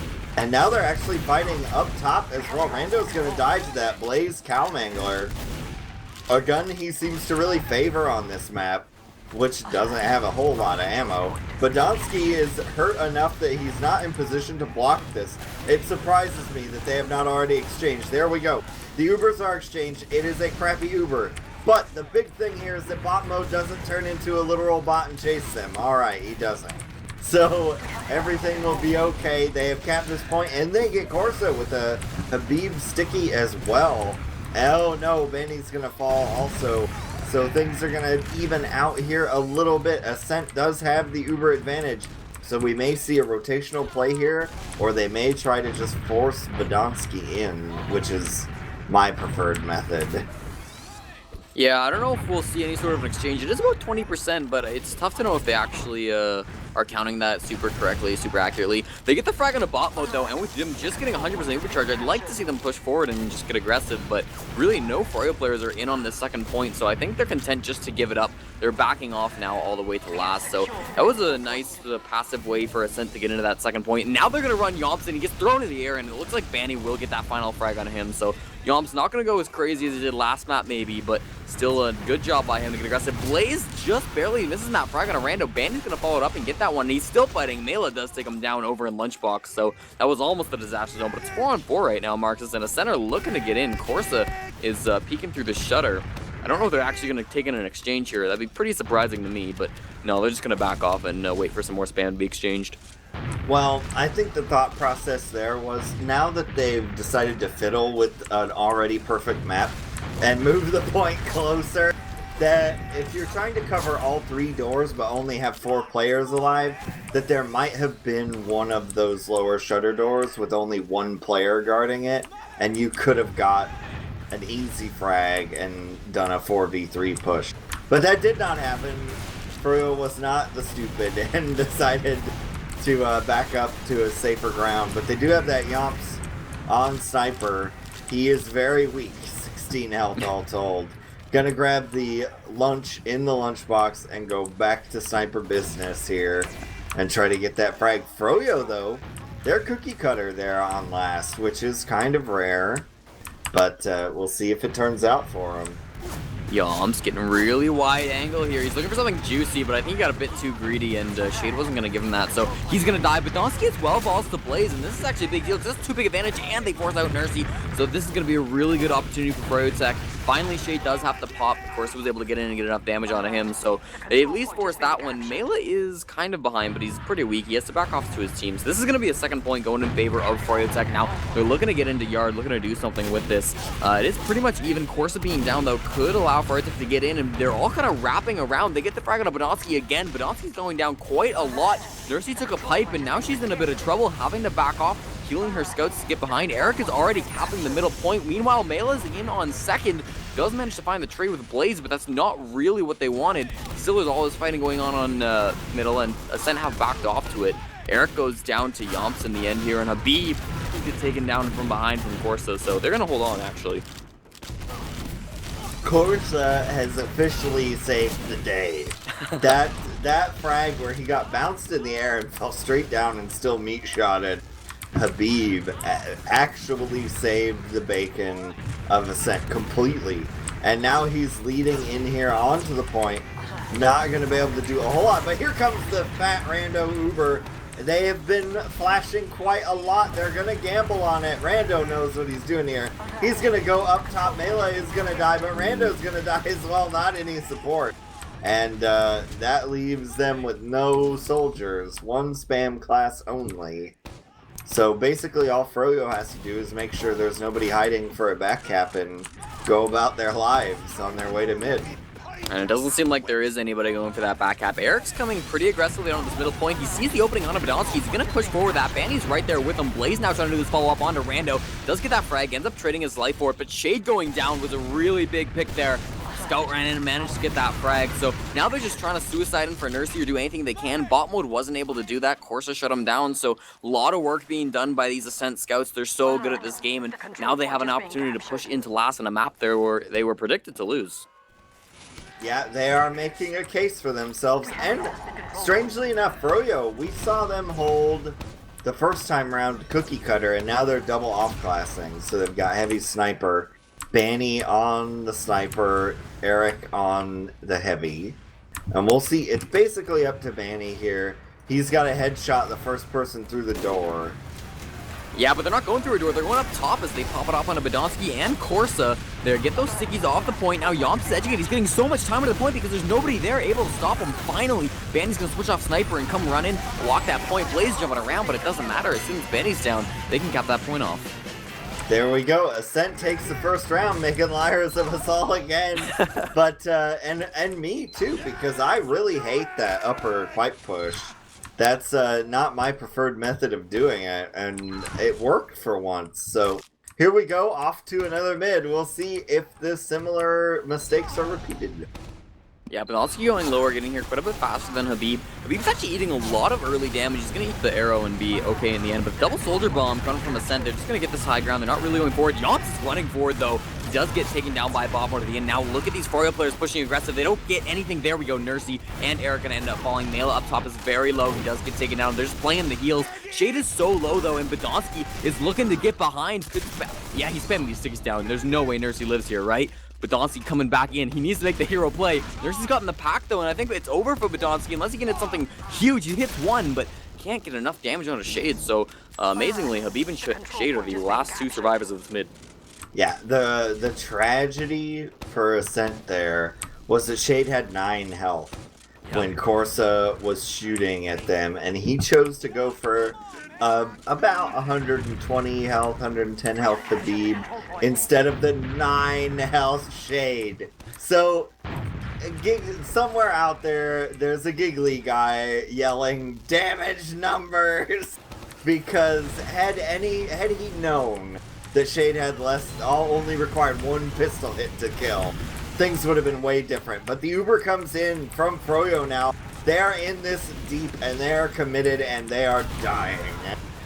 Oh, they just got completely caught up in this spam grinder. Shade and Habib going down to the 2 really big ones, but of course bot mode and Banny also are dead. Now Eric is up top running around. I think he's just going to go drop down and back to his team, so safe move there, assuming he does take this, but he's going to get caught out, and there we go. Badonsky with the stickies will find the retreating frag onto the scout player. So this is going to be another mid retake from Ascent. There's nobody on Froyotech around to contest this, which is because they're all dead and coming up off that respawn. So now this is a nice opportunity. There's a slight ad for Ascent as well. It's about 20%, but we'll see how this building ends up working for them. Trading back and forth as they're looking to get into yard without too much contention. Now you have to be careful on Granary because if basically if at any point your med dies, you're gonna lose the point behind the one that you're on. If the other team's med does not die, they're gonna go for the quick choke push. They're gonna catch out a demo. There you go. No, they're letting him live. Okay. There he goes. They managed to get the frag. They're pushing through. Oh, Yomps gets blown away by bot mode. Says no, Scout, you are not welcome in my second point. And that's going to be the end of it. Yomps and Mela are down, but so is Habib and Banny and they're going to let that go. I would have tried a little more Cornpop since it's a demo. Yeah, I agree. They got in from yard, they built up an advantage basically and tried to get the frag on Shade but couldn't get it. They got a good couple of frags, which slows down the push from Froyotech, and Nursey's actually already almost at 90% as the pop comes in from Froyo into the middle point, but Nursey's gonna go down right as she's about to get that Uber charge. Great bomb in by bot mode. Now they're still flying around the place. The Ascent players are. They're trying to get some damage down, but it it doesn't matter. Melee's actually getting quite a bit onto Habib, but Habib is going to back off. Melee is going to die in the end to bot mode, who was on very low HP. He's on a 5k right now, but Yomps in the backline could be going for something crazy. No, it's like Bandy's going to pistol him down, so... Again, a really good exchange from Froyotech. They're kind of all over the place, but that seems to be working out for the Marxists. Yeah, it was just an all-around superior play from Froyo because Nursey in particular hung around too long on that. They popped the Uber bomb as deep as you can. Get the enemy med right before they get Uber. Super, super good business there. And on the flip side, Shade, super huge Uber advantage, and if it weren't for arrow building, it would be even bigger. So here we go. Shade coming in with this Uber. Ascent is like, they're looking at this, and they're actually gonna die anyway. Yeah, I don't know what they're doing. Nursey has 100% now, so they're going to take this exchange. Nursey pops it off, but kind of losing her players now. We see Bot Mode actually just ate a fat rocket from Mela. Running all over the place. Course is going to be trying to get in deep. Watch out, Nursey, though. She's taking a lot of spam. Takes that surf and right at the end. Blaze lands that final rocket to get the frag, but it's only Blaze and the medic alive, and with Corsa winning that 1v1, he's free to chase down Shade. Now, Shade has a big head start here, but Corsa's in yard fighting Shade with that pistol. Now, Eric is going to be here and will be protecting the medic, so this isn't going to be super danger zone, although Corsa wins that 1v1 without heals, and he's going to be standing on this point, gives up the medic frag in the end, but it's going to be equal Ubers, so not a bad position for Ascent at all. Yeah, I mean, scouts don't get those flashy air shots, so usually in the frag video they end up, you know, you have to have a pretty elongated kill streak in order for it to be, but those are just absolutely dominating the other player. They've got heals, they're taking 24 health per second, and you just walk in and give him the quick 1-2 punch, and that's that. So we do, for situational analysis, we do have even Ubers here. Our friends in Ascent are standing in yard. They've got to try to negotiate this. They have a lot of options. We'll see what they decide to do. Mela is taking a buff now, rotating over. There, it looks like they're going to try for some kind of lunchbox shenanigans. Yeah, they're coming up. Blaze is going to spot that out fairly quickly, but Yomps goes down in the end here, and Mela is trying to stay alive, but he's not going to be successful. Blaze ends up shooting the roof, and there's a soldier in on Froyotech, actually onto the red team, and Ascent are going to pop the Uber charge off. Shade's still holding on to this. Might be too late. Yes, they are going to lose their Demo Man, and that is not what they want. They ended up popping anyways, just to get the frag on a course, and now they're trying to run out, but there's really nobody else to kill. Rando's up behind, but he's going to end up going down to Banny. So for those couple of frags, I would have liked to see them keep their Demo alive, Marxist, but either way, they're coming around, and they've taken yard off it, so not a bad deal. Yeah, but they are very sort of straggling here. Yeah.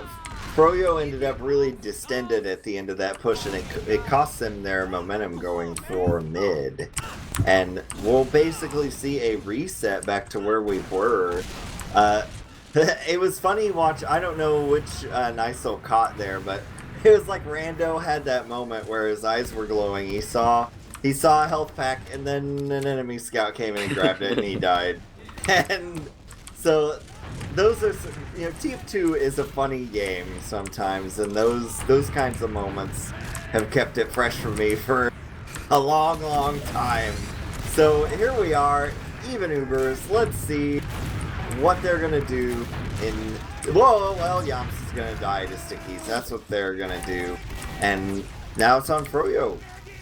Yeah, well, it's weird. There were a lot of Ascent players bunched up in garage. Bandy runs into this left-hand side. Habib's right behind him, but Bandy took a lot of damage, and Corsa ends up going down for the follow-up spam, and there's another one. Rando eating a direct from bot mode, so with those two frags, Ascent have to give up this middle point. That's not what they wanted to see at all. Really, that wasn't even an exchange. It was just some spam back and forth, but Ascent are coming back in with this Uber charge. They're going to pop it off. They don't have any sort of an advantage right now, so they're really just hoping to block the point, catch Froyo off guard. Mela up in the air is trying to make it out, but he's not going to be able to do that. Eric shoots him out of the air, and that wasn't a fantastic trade in the end for Ascent. They didn't lose a whole lot off of it because they still managed to get the force out of Shade, but they're back on yard now. No Uber charge advantage for either team, and they lost one player in Mela. Froyo could try to get aggressive off that. Yeah, in my book, that's an okay trade because you still hold mid, so you still have that respawn advantage, and that's what they were going for. Whoa, bot mode bombs in, gets trapped. His team does not follow. So that was either bot mode second, see what you do, or bot mode gets baited. We'll never know because we don't have the fancy team comms feature anymore. But Eric, way about as far behind as a person could be right now. So we'll just keep that in mind. I'll watch Eric. You watch the stuff. How's that go, Cornpop? All right, if Eric does anything interesting, just like interrupt me immediately. Yeah, exactly. Yeah. Because right now there's not a whole lot interesting happening in the front lines. Nursey's taking a bit of spam here, but I mean it shouldn't be too big of a deal. I can see Eric's like contemplating coming down through drop down now. He's running back and forth. It's like he wants them to hear his footsteps. I don't know if that's a strat, but they are sending a player in. Blaze for coming in for the sack does end up dying to Corsa. So I don't know if that was a distraction play or what, but nobody went in off of it. Yomps is in on middle though, and he's still sort of running around. He's going to be focusing down Shade if he can find him. No, now he's shooting at Habib. Does just end up going down as Habib gets those sticky frags. Eric's still in behind, hasn't done anything. Yeah, he's just chilling back here. Now the reason why they ran that sack, I think Eric may have been spotted there too. It's kind of a tight window to see, but the reason they're doing this is they really want Ascent to try to push mid and get involved in an Uber exchange. Because on this map, they cannot get back before Eric would cap second and then ultimately last. And in that exchange, you don't want to kill anybody. Don't kill any of the Ascent players, just let them go. Because you don't want them to respawn on last and potentially jump at Eric. And that plan is... Oh, it's working so well because they're all so far aggressive. You can see they're all in mid, and here's Eric starting that back half just as you said. Both Uber... Well, no, Shade hasn't even popped at this point, so they went in with this Uber exchange, but it's so much worse for them. They send a lot of players back, and they end up getting the frag on Eric, but Froyotech have 100% advantage. Now they're going to pop it off running into yard. They're going into second as well, and they're not actually getting anything with this Uber charge. I'm not really sure I agree with it, but I mean, regardless, they're going to get the second point. They're at about a 20% disadvantage, so that's not the end of the world, and they're still looking to get in the last. Bombard's on a Nursey, almost got that end of the frag, but ends up getting Badonsky instead. Banny does with that scattergun, so, you know, a demo frag is nice. Are they going to actually push in off that Marxist? Banny's poking in. I think they want to. They're all over this shutter. Now, Mela's taking quite a bit of damage, thrown up in the air. Rando is up there as well, taking some directs, but in the end, Badonsky's respawn timer is 3 seconds, and I think Froyotech are going to lay off the gas. Yeah, which is a shame, because Yomps is still down, and they've still got Blaze kind of going. The strange thing that happened there, basically what happened was Nursey got so beat up that she had to run back in for heals from spawn, and that they had no heals up front. So she drops it. Gets headshot by Yomps, he's out of spawn. That was but it doesn't matter though. Just gets on the point. So Ascent, I think probably what happened there, Cornpop, is Yomps says nothing, goes sniper, says, I killed Shade, everybody hears him yell, and they forget all about the point in their resplendent joy. Yeah, I mean, even before that drop, it wasn't going well for them. They got forced really early, and I don't know, we'll see. Tied at 1 at this point. Habib's taking quite a bit of damage. A really nice sticky from Badonsky. He might even die. No, he's going to get that pack, so he's all right. But there's a good couple of players in, and they're going to get Shade really early. Badonsky goes down for it, but that's not a big deal. Now they're all over these Froyo players. Banny's taking a lot of damage. Eric is in on Nursey, and Blaze is looking to follow that up. Gets the Scout Corsa, and suddenly this is turning around. It's only Rando for fragging classes. They're going to get Nursey as well. It's a 1v1 Banny versus Rando, but Banny doesn't have a whole lot of health. Rando is the soldier player in a big open map like Granary. He has the disadvantage. Can Banny jump around and survive against the soldier player? It looks like he will. Out with the skill stick, Banny somehow wins that 1v1. Great job by him. Yeah, Gunboat Soldier versus a Scout who is at any elevation higher than him is screwed unless you get, basically you just get lucky. And Rando just kept shooting every wall he could find to try to make it work. But it wasn't going to happen. So here we go. Badonsky is going to try to peek out and initiate. Gets blown back by a sticky that was already placed. So we're just going to see a yard hold here. It is still a tie game, though. And Froyo's going to grab this one. Tie Ubers as well. So this is basically up to Froyo, however they like to do it. They have shown us some pretty frisky strats so far. But they're just doing their building thing right now. There are a lot of options on this map. And although people say, Marxist, you're a dummy, everyone knows about those options. It can happen so fast that no matter how good you are, or how prepared you are for a certain strat, you're not in the position to react. Like right now, look at Ascent. They're not in the position to react if they can clear the sticky trap and get in, go left. Yeah, Eric's gotten on the left-hand side, but he loses the 1v1 to Yomp, so with that scout going down, Eric has the opportunity to come up on off-glass. He could come up Spy or Sniper.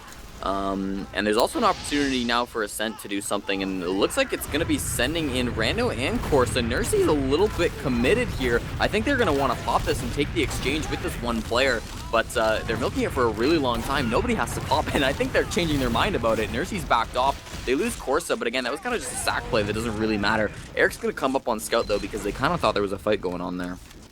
Yeah, so really, it turns out great for Ascent. Yeah.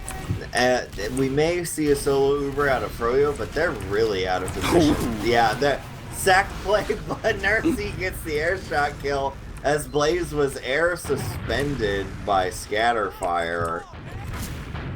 Now it's the same story once again from Ascent, running in this left-hand side with a Scout and a Soldier. This time Nursey is even more committed than she was before. They really want to take this exchange, but Rando's taking a lot of damage early. Here comes the pop out of Nursey to save her Scout Yomps, but now they're disconnected.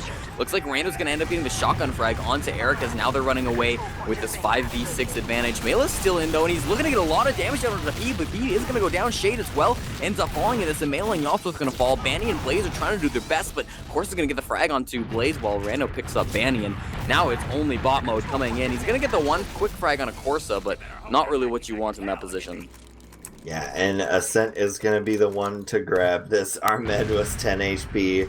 Raffle, says Corsa. And bot mode says I was 20 Raffle. So here we are now. They are trying to do a little bit of defending. Froyo actually pushing back in at Uber disadvantage. There aren't a ton of players in here. Rando is going to be the first to fall, but bot mode dies right after. Badowski's very hurt, but Froyo is melting in front of the Uber of Ascent, and that's going to be Shade as well. And if you remember, Cornpop, I usually say if your medic dies and the other doesn't, you lose the point behind it. So here we go. Will it hold true this time?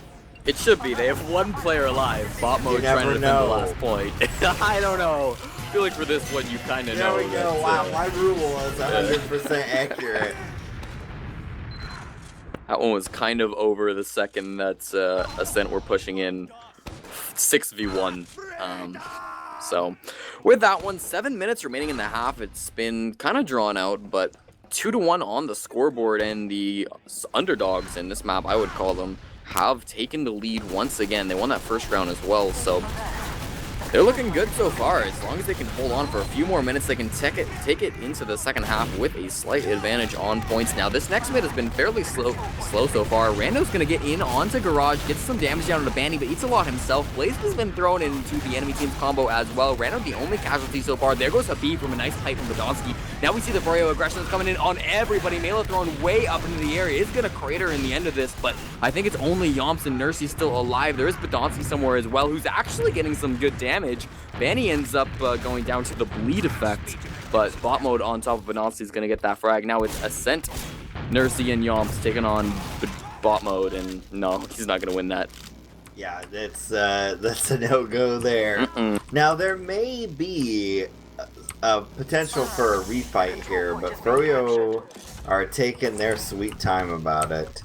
And because this point is only half capped, but they're running around, so not gonna happen.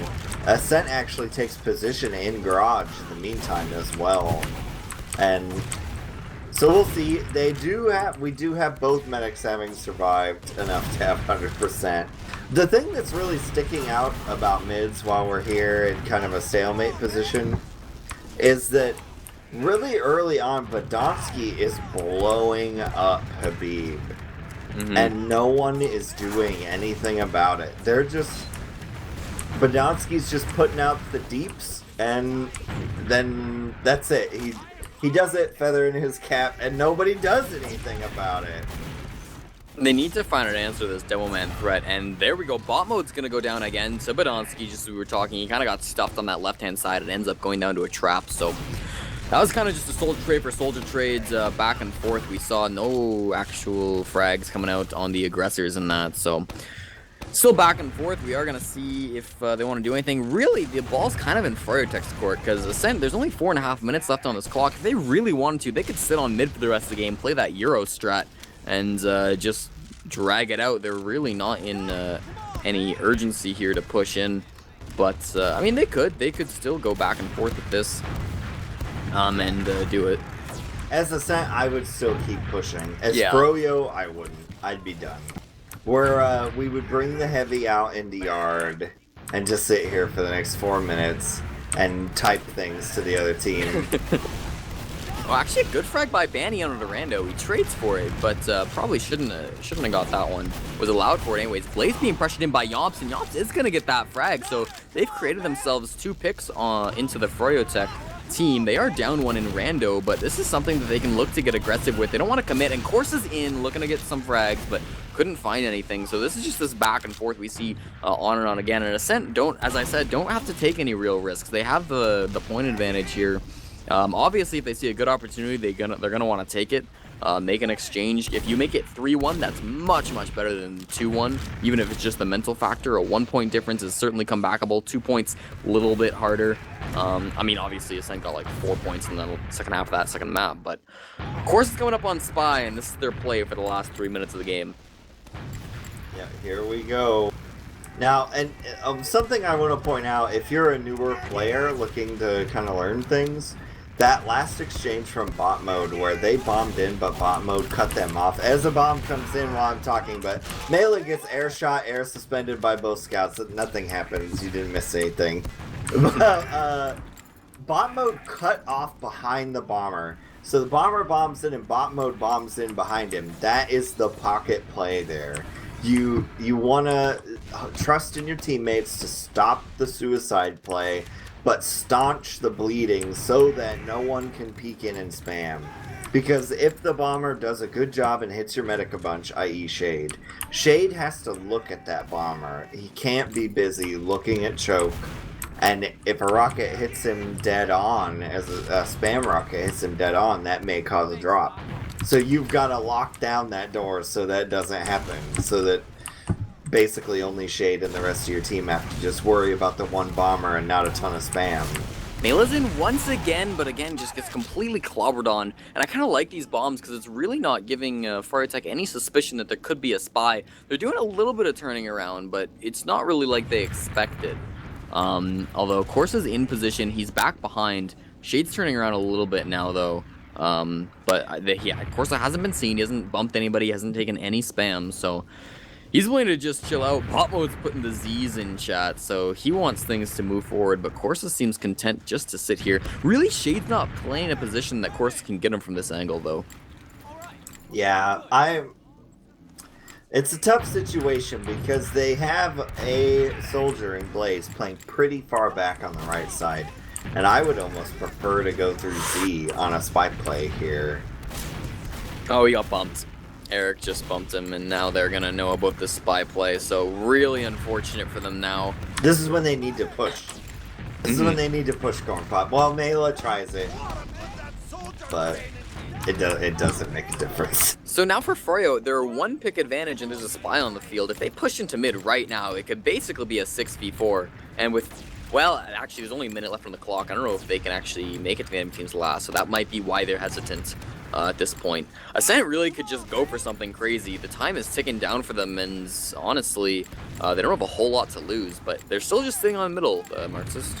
Yeah, you could win it in a minute, Yeah. but Nursey has Uber, so that wipes out quite a significant portion of your minute to win it scenario. Rando tries to do his shotgun thing, it doesn't matter.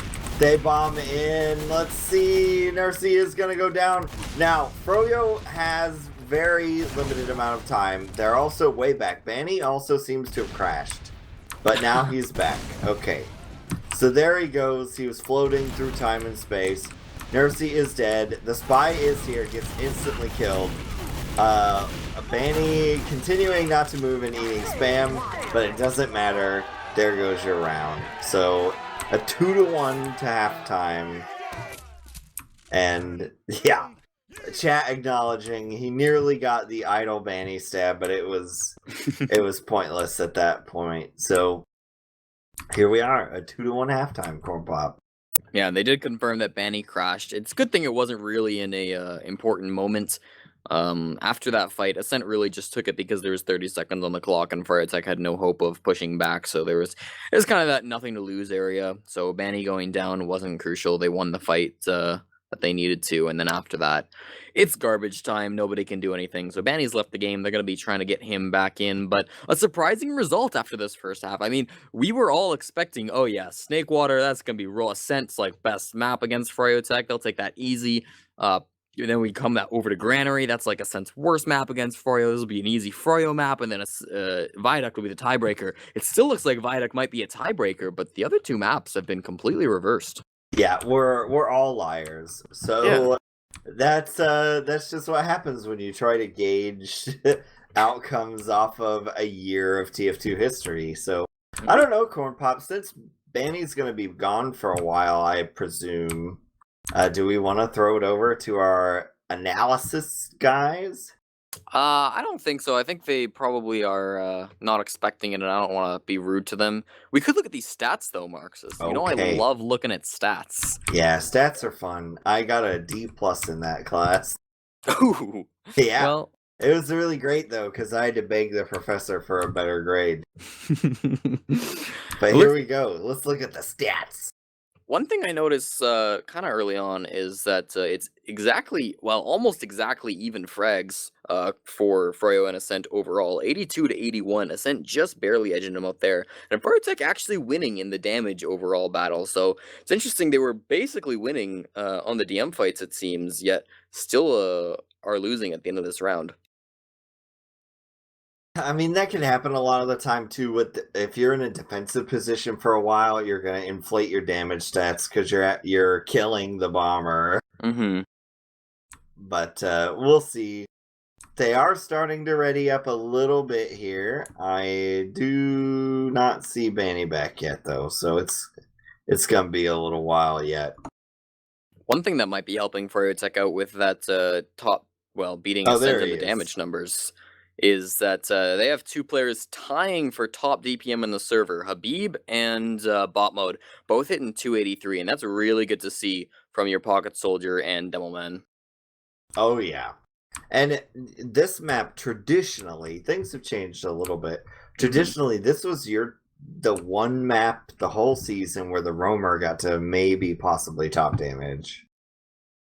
And this is a bad sign right here because we are paused in the halftime. So Banny crashed at the end of the last round.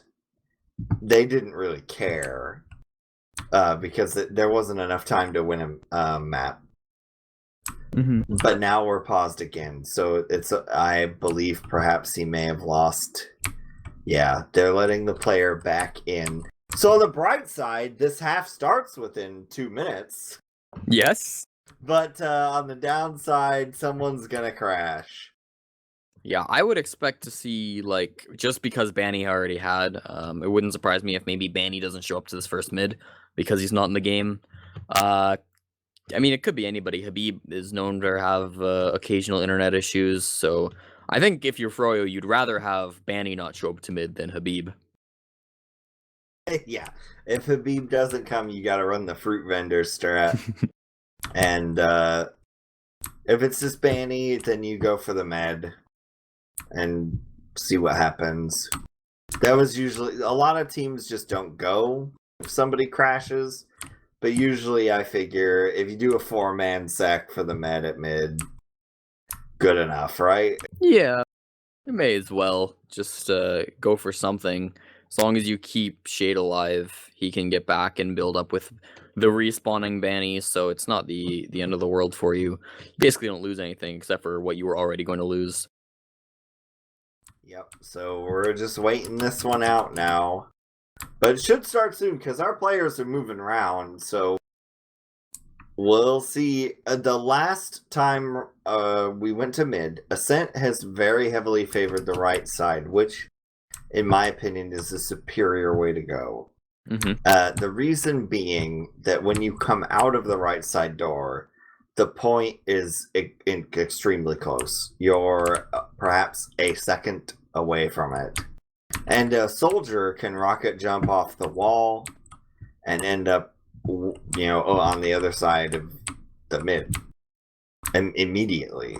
Whereas when you come out of choke, you're very far away from the point. Yes. And if you go out catwalk, as teams have gone to catwalk more and more, demos have started to really sticky that up as their go-to beginning and mid strat. And so it's less good than it used to be. But hey, here we go. Now, we're going to check, because Shade typing in crits to mid. Let's check real quick. It is not. He's a liar. But we're live, Cornpop. Take it away. I figured out what the pause was. Bandy didn't crash. He was on the wrong team. He was sitting on the blue team with Ascent, so Habib gonna be a bit slower than Badonsky. The pause might have had something to do with that, and he's actually getting a lot of spam because of it. It seems to be a common theme in these mids. The demos take a lot, and this time it's actually gonna end in a frag. Yomp from across the map just peppers him down. Blaze is now in 1v1 against Rando. He's gonna end up losing that one, so 2 down very early, including the demo man. Froyotech are forced to back off, and this is not what they wanted to see coming in the second half. Now, not to toot my own horn, but I said, the start of these mids, Habib is getting blown up by Badonsky, and nobody does anything about it. But here, lo and behold, here we are. Habib gets blown up by Badonsky, and somebody did something about it, and now we're pushing last. Yeah, they're already all the way in, and it is 100% from both medics, so there probably will be an exchange here, but Push's gotten very low, and they lost Rando pretty early, so it's a 5-on-5, but with bot mode taking that respawn, Blaze is going to go down, continuing to keep this at a 5v5. I wonder if they're actually going to want to push this. There's a scout in onto Shade, and Shade ends up forcing the Yomps. So that was a really, really good play by the scout. Now this is going to be a big Uber ad for Nursey. They're going to lose Mela in the midst of this, though, so not ideal. There goes Banny as well, dying to Corsa up top, winning that scout 1v1. So now they're coming into this last point, Marxist. This is where they want to get their third round on the board. They're all charging in. They force the players back, but they can't really cap it off while they're Uber charged. Blaze is in. He's taking a bit of damage, kind of just staying on these beams. There's really not a lot of Ascent players in. They didn't have a whole lot, and the respawns are kind of coming in for Froyotech now. They're going to lose bot mode, so Slow and Steady wins the race for Ascent. Blaze is on the point, but he's very low. Banny trying to block this as much as he can. He's the only one really there, and that's going to be it. Marxist, they're going to take this 3-1, as they're looking really good so far in this game. Yeah, a scary moment for them. They pushed in and really early in the push. Badonsky got bounced over to the right side and killed. And it's a lot of teams default to using their demo as sort of their main pushing power on a last push, but Ascent recovered very nicely and got that round. Yeah, a very fast one for them. Now it seems Habib has gone a different route. Hopefully he won't be taking as much damage. It doesn't appear like he will. Blaze going very quickly in the enemy team's garage as well. Forced to back off as he meets too much resistance. Bot mode on top, right onto Nursey. Very quickly gets that frag. Great job by him. He does get taken out for it, but that's a-okay. There's still 3 players down on the Ascent team now, but they got Shade. Rando did a nice bomb in, got that medic pick, so that's going to equalize the overcharges. Yomps trying to win a 1v4 here. He's going to win the 1v1, but he can't do that 3 more times, and finally Blaze takes him down. Well, and if he did, he would be the undisputed greatest player in TF2. Yes. But, yeah, unfortunately, no. They are going to grab this mid or Froyo. The Ubers are actually, right now, Nursey way in the lead. To such an extent, I need to look. No, regular Uber. So, I doubt they'll push off this, but we've seen a lot of interesting exchanges here over this yard area. We have, and this second round in the second half has already gone a lot slower than the first one. We can see we're kind of sawing it out here, so it's about 30% advantage. I'd like to see them go off it. The question is, do they know they have such a big advantage? And I kind of don't think they do. It's 35% though. Man, that's a wasted opportunity that they're not going to go off that. Real shame that, that they don't know about that. So with Shade going to be getting up to 100%, he's at 80 still. I mean, he's building pretty slow. Are they even aero building? I don't think they are. So now he's at 100, and now we could see some sacks come in. And the ball's really in Froyotech's court. They need to do something to get some more rounds on the board. They're in charge of this middle point, so they kind of have the advantage in terms of that. Blaze is over on the right-hand side. He looks like he wants to bomb. I mean, according to us, they're better at this map than Ascent, so Yeah, they should know what to do. But so far, not doing so great. Eric is going to get taken down. We'll see if they go back to the spy well. That would be fun, but I'm not confident that'll happen. Mela's actually right on a shading. He's living for so long, but Blaze eventually takes him down. He couldn't get that final rocket to take down the medic. I was surprised Shade didn't pop there. He's really risking it, but he has faith in his team, and he's going to survive. I mean, relative to Shade's behavior over the last decade, he tends to be one that would rather drop than pop, or will have, hazard on the side of going into single-digit health. He's actually popped pretty early a lot tonight. I don't know if that's a Shade issue or a team yelling at him to pop. But, Cornpop, it happened. We're back in the spy well. Oh, and he's doing a good job of not getting any spam. Oh, and Nursey is playing in a much worse position against the spy. Oh, Nursey's right there. Eric needs to just back off even further because he knows he doesn't want anybody to hear him decloak. There are a couple players around here, though, and he's got to be careful. None of the other players on Ascent see him decloak and go for that medic pick. Now Nursey's kind of playing more on this right-hand side, although she's jumping back and forth, so at least she's turning around a lot. Oh, now comes Eric, and he gets that frag just barely. How did he get that, Marxist? They were aware Nursey was turning around, but somehow he times it perfectly, and there's an Uber being popped out of Shade. Now they're pushing aggressively. They got Mela, they got Yomps. That's a 3-pick advantage for them. Now they're coming in a second point. Corsa and Rando are in sneaky positions, though, and this could be their saving grace if they're going to do anything crazy. They're bunched together now, looking in the second point. They end up meeting Banny. Corsa loses that 1v1. Rando comes in from the other side and gets the frag on a Shade, exactly what he needed. Yeah, that was a very well orchestrated play. You could, I don't know a Nicell caught, but there you could see the discussion occurring from them standing in yard. But they're all over this point now, Froyo, and it doesn't matter, it's all for naught. And that will take us to evening up the score in this half at least. And that's unfortunate, really. They're still, Ascent still leads 3-2.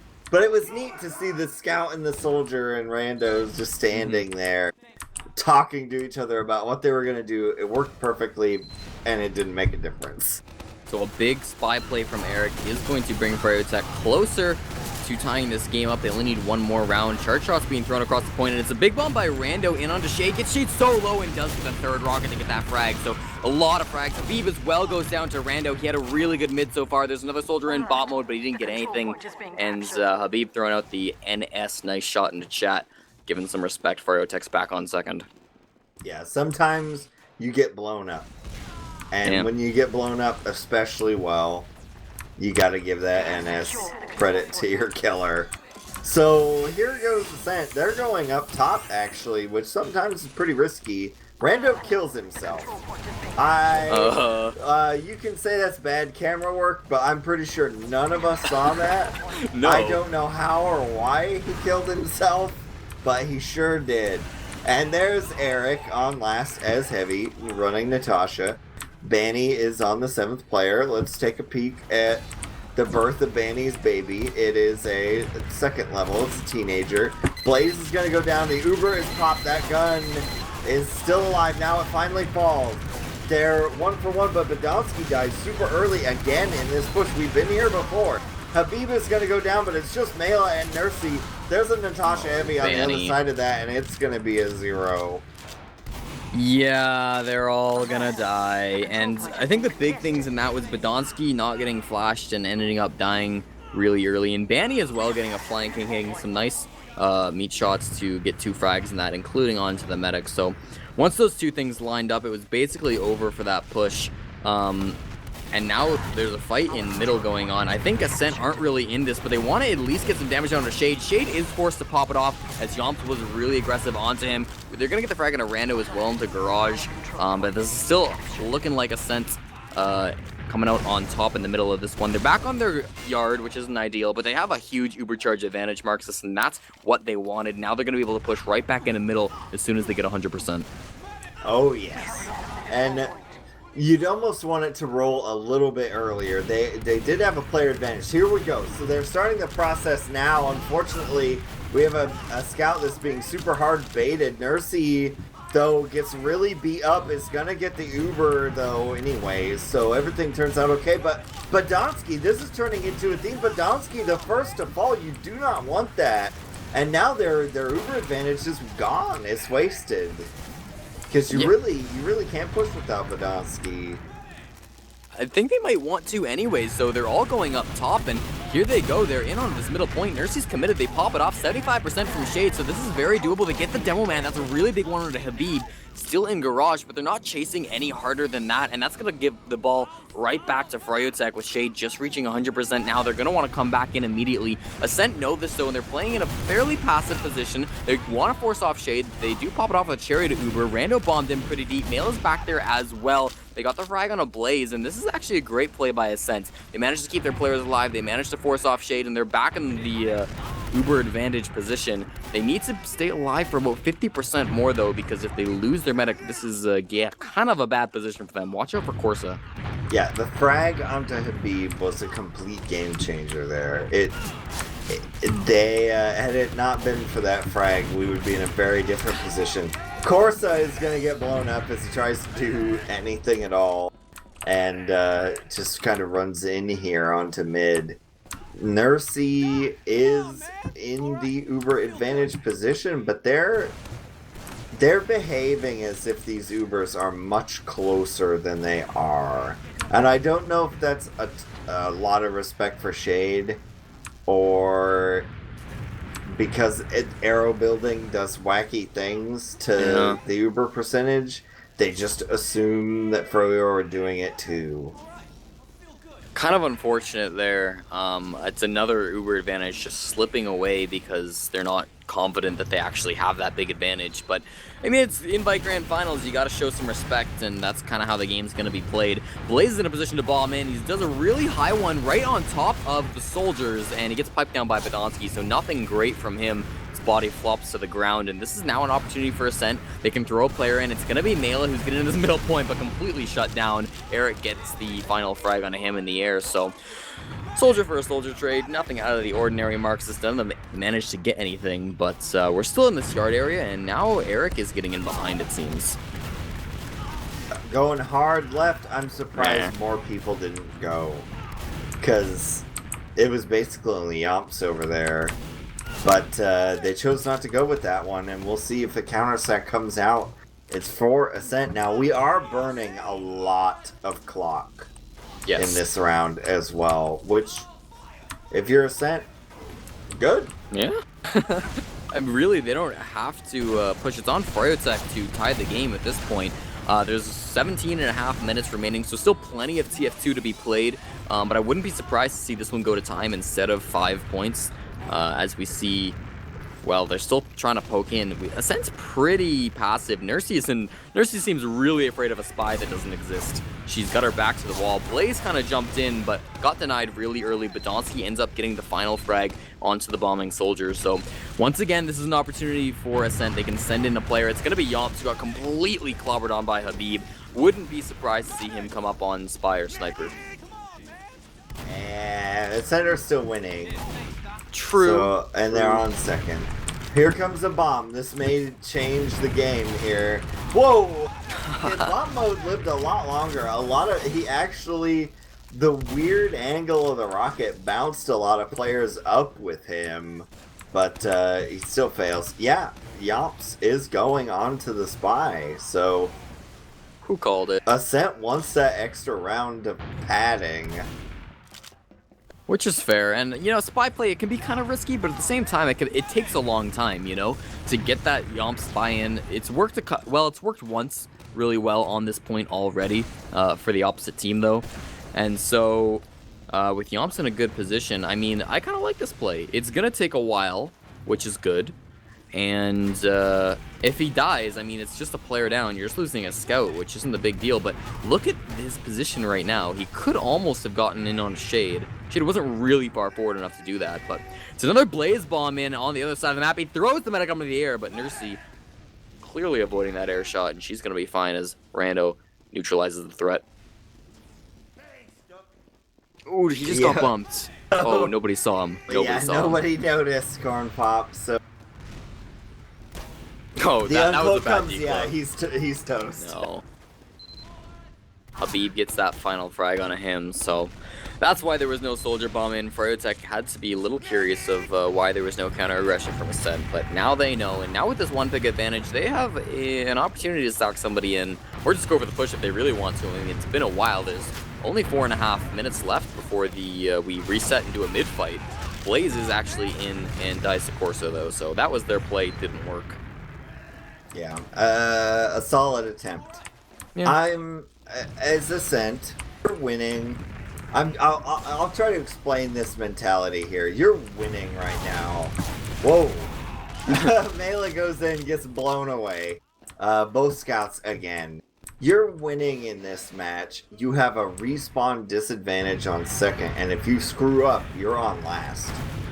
So, you don't need to do anything radical here. It's on Froyo to try to figure this out, because you'd be perfectly content going to another mid fight and not having to deal with being on your own second.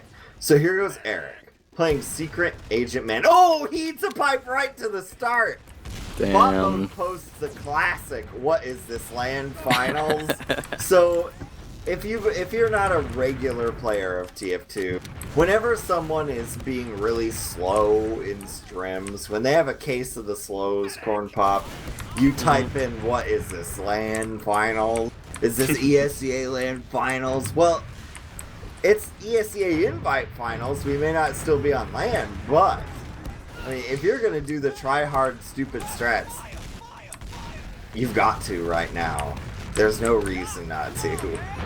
And Eric is in. I don't know if they even did they see that pipe for sure, because I know he took it, but they are playing pretty spy aware. It's been a very spy heavy game, honestly. So I can see why they're playing so scared of the spy. Nursey, especially the last time she was playing safe, but now she's backed off and there's a spy right behind her. She's so low, she drops into the butter knife. Oh no, Eric gets that one. It's not even a backstab, but doesn't matter. They're gonna take it anyways. Nursey puts in the chat, WTF, I can't win. She got bombed in, pressured, and ends up losing her life because of it. Yeah, that was a really nice play from Froyo there, because Nursey and the team, once the medic drops once to a spy, they play differently. And they were super aware, so they just spam. But we do have a back cap attempt from Yomps, but it is going nowhere fast. And here comes the Froyo push. And Froyo, trying to make unliars out of us, or truth tellers, are going to grab this second point. They do have Uber as well, and they're going to lead Banny in here. Now, per the season, these solo Ubers on Banny have not turned out the way you would think. No, but they've gotten so much time at a point, it doesn't even matter. They only got like 2 frags in that last push, but Granary's just got such a big loss that they were able to cap it off really quickly. Well, you mean the last is so close to the doors now? Yeah. Well, when you mess with perfection, that's what you get. But now we have a tie game, and that's 12 minutes remaining. So we may see 2 golden caps in the same series. Who knows? But we go off to the next mid. Yeah, this is really exciting, obviously, because if Froyotech win this map, they will win it all. Bot mode is into the enemy team's garage, got some damage down onto Mela, still some spam back and forth. Rando on the other side of the map, getting some damage down onto Blaze, so a lot of soldier action so far, but nobody just dying. Here we go, bot mode right into the enemy team, looking to get some damage down onto somebody. He gets the frag onto the Demo Man. Now we see Yomps, the same thing, got a whole bunch of damage on a Shade, but can't really follow it up. The only person who's alive and could do something is Corsa, but he's so low on HP. He just has to back off with Nursey. Froyotech really want this win. Yes, indeed they do. Both teams are starting to get kind of tight here, though. I think with what's at stake here, they're really starting to tense up. Yeah, here we go. So here's a solo Uber on a scout in Corsa. They are feeding him in to not have to deal with this Uber. Shade uncharacteristically pops. Yeah. And they still haven't capped yet, so as long as no Ascent players die, this is a win for them. Will the back cap occur? You've got to make sure no one slips through. Well, he's right oh, there, they though. are. Eric's There's on no it. one there. And there we go, 4 in the round. Sizer, shouted out by Habib. Quanic Gaming, shouted out by Habib. And that's going to take us 4-3. So yeah, Ascent overdoing it a little bit. Ascent really don't feel good about that one. I mean, that one sucks so hard to lose. Again, Habib's gonna go up top and he's gonna eat a lot of spam onto Badonsky. This was happening earlier and they seem to have fixed it. This time again, as you said, nobody's doing anything about it, so he's gonna be fine. Rando's into the medic, gets the frag on a shade really early, but this is the counter aggression from Froyotech. They got 3 incredibly quickly. They're losing Blaze to the medic. Nursey got that arrow, but Nursey's so low in yard. She's gonna be able to get out alive, but her scouts may not be so lucky. They're winning these 1v1s. Banny ends up taking down Yomp, so it's only Corsa, and Corsa finds Habib, who went really, really deep in that. So in the end, that wasn't actually too bad for Ascent. If Froyotech had played that a little less aggressive, they could have had that. Well, oh, they still might. Yeah. Oh no, Nursey saves herself. So there we go. This is going to be a mid-re fight as nobody capped that. I'm okay with those super aggressive med chase strats most of the time, but not in this scenario. You've already got the lead, and it's Granary. You're gonna cap the mid if you don't chase there. And then it's on Ascent to do something pretty hard, which is to push middle here. So they just chose not to take that opportunity. Strangely enough, here goes Ascent. Yes, I like this. Rando is gonna die. Team was a little slow to support him there. Corsa is gonna cap the point. Shade is gonna have Uber though. How many players will this Uber find, Cornpop? Well, they're going to find Mela, and Yomp's pretty aggressive too. He's going to end up going down, so that's only 3 players still fighting here on the middle point, and they really are getting good pressure. Badonsky's going to go down, and Nursey escapes with her scout. So, oh, and they lose Rando too right at the end there. That's not good. They might not even make it out. They're in second, so they should be fine. There's a couple forward spawn players as well. They got to look out for this sniper threat. Shade is playing in a good position though, so he shouldn't get headshot. And yeah, that was great play by Froyotech, and not a great Uber from Ascent to begin with. I know you said you liked the play, but the execution was just not there. Yeah. Oh, and Blaze now? Oh, he gets Nursey, and he gets Yomps. The spy play. A pause is going to come out, Marxist, but that might have just finished it. Oh, that wasn't even a pause. That was a server problem. Yep. You're having issues over there, Cornpop, but it's okay. Shade has got the Uber. There are 3 players. 3v6 Uber advantage. No, they try to push up top, and exactly what I always say happened, and it got totally destroyed.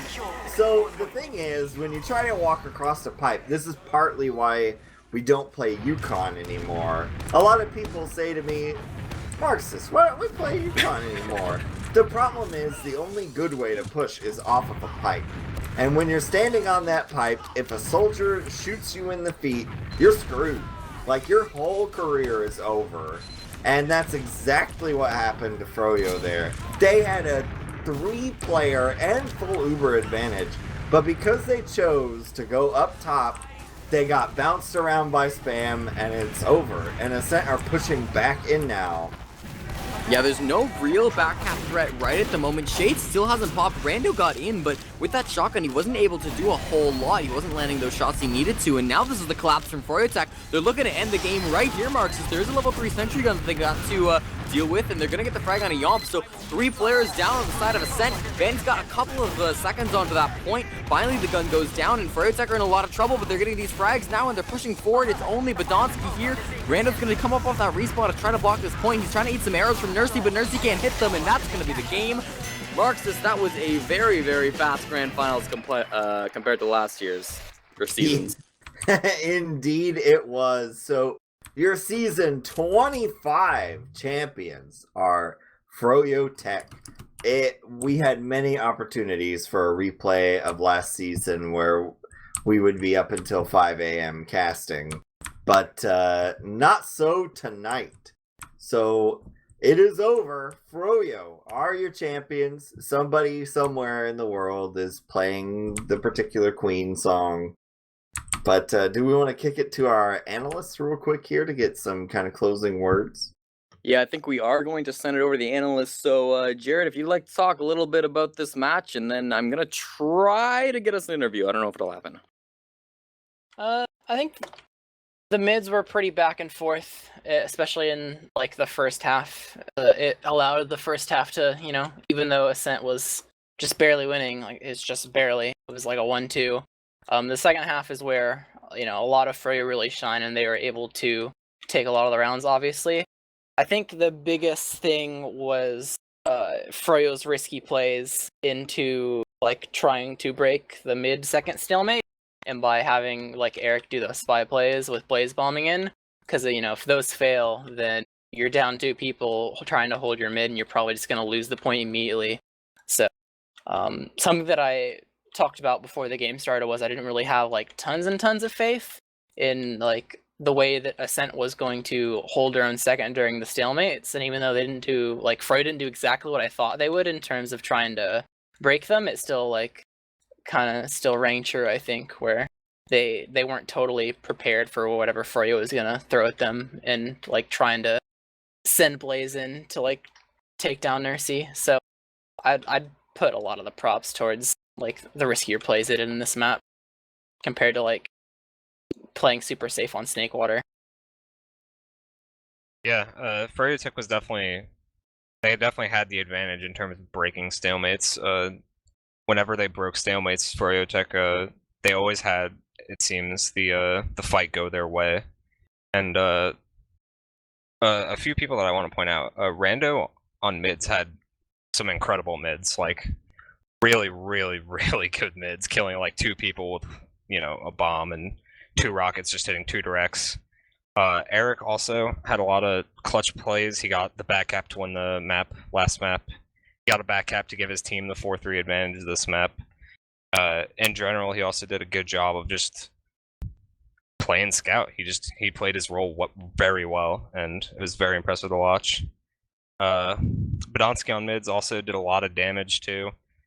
Yomps as usual and was just fragging people everywhere. So it was definitely a good match to watch. A little upsetting that we don't get to see 3 maps, but it was still good TF2 to watch.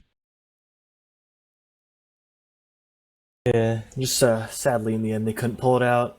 But Eric, like Shamoo said, really helped his team win that, getting 3 back caps across 2 maps and closed out Snakewater when Ascent looked like they had the momentum. But this map ended really off the fact Ascent couldn't really get it rolling from like stalemates and just ended up losing even fights and rolled back to last. But sadly no product.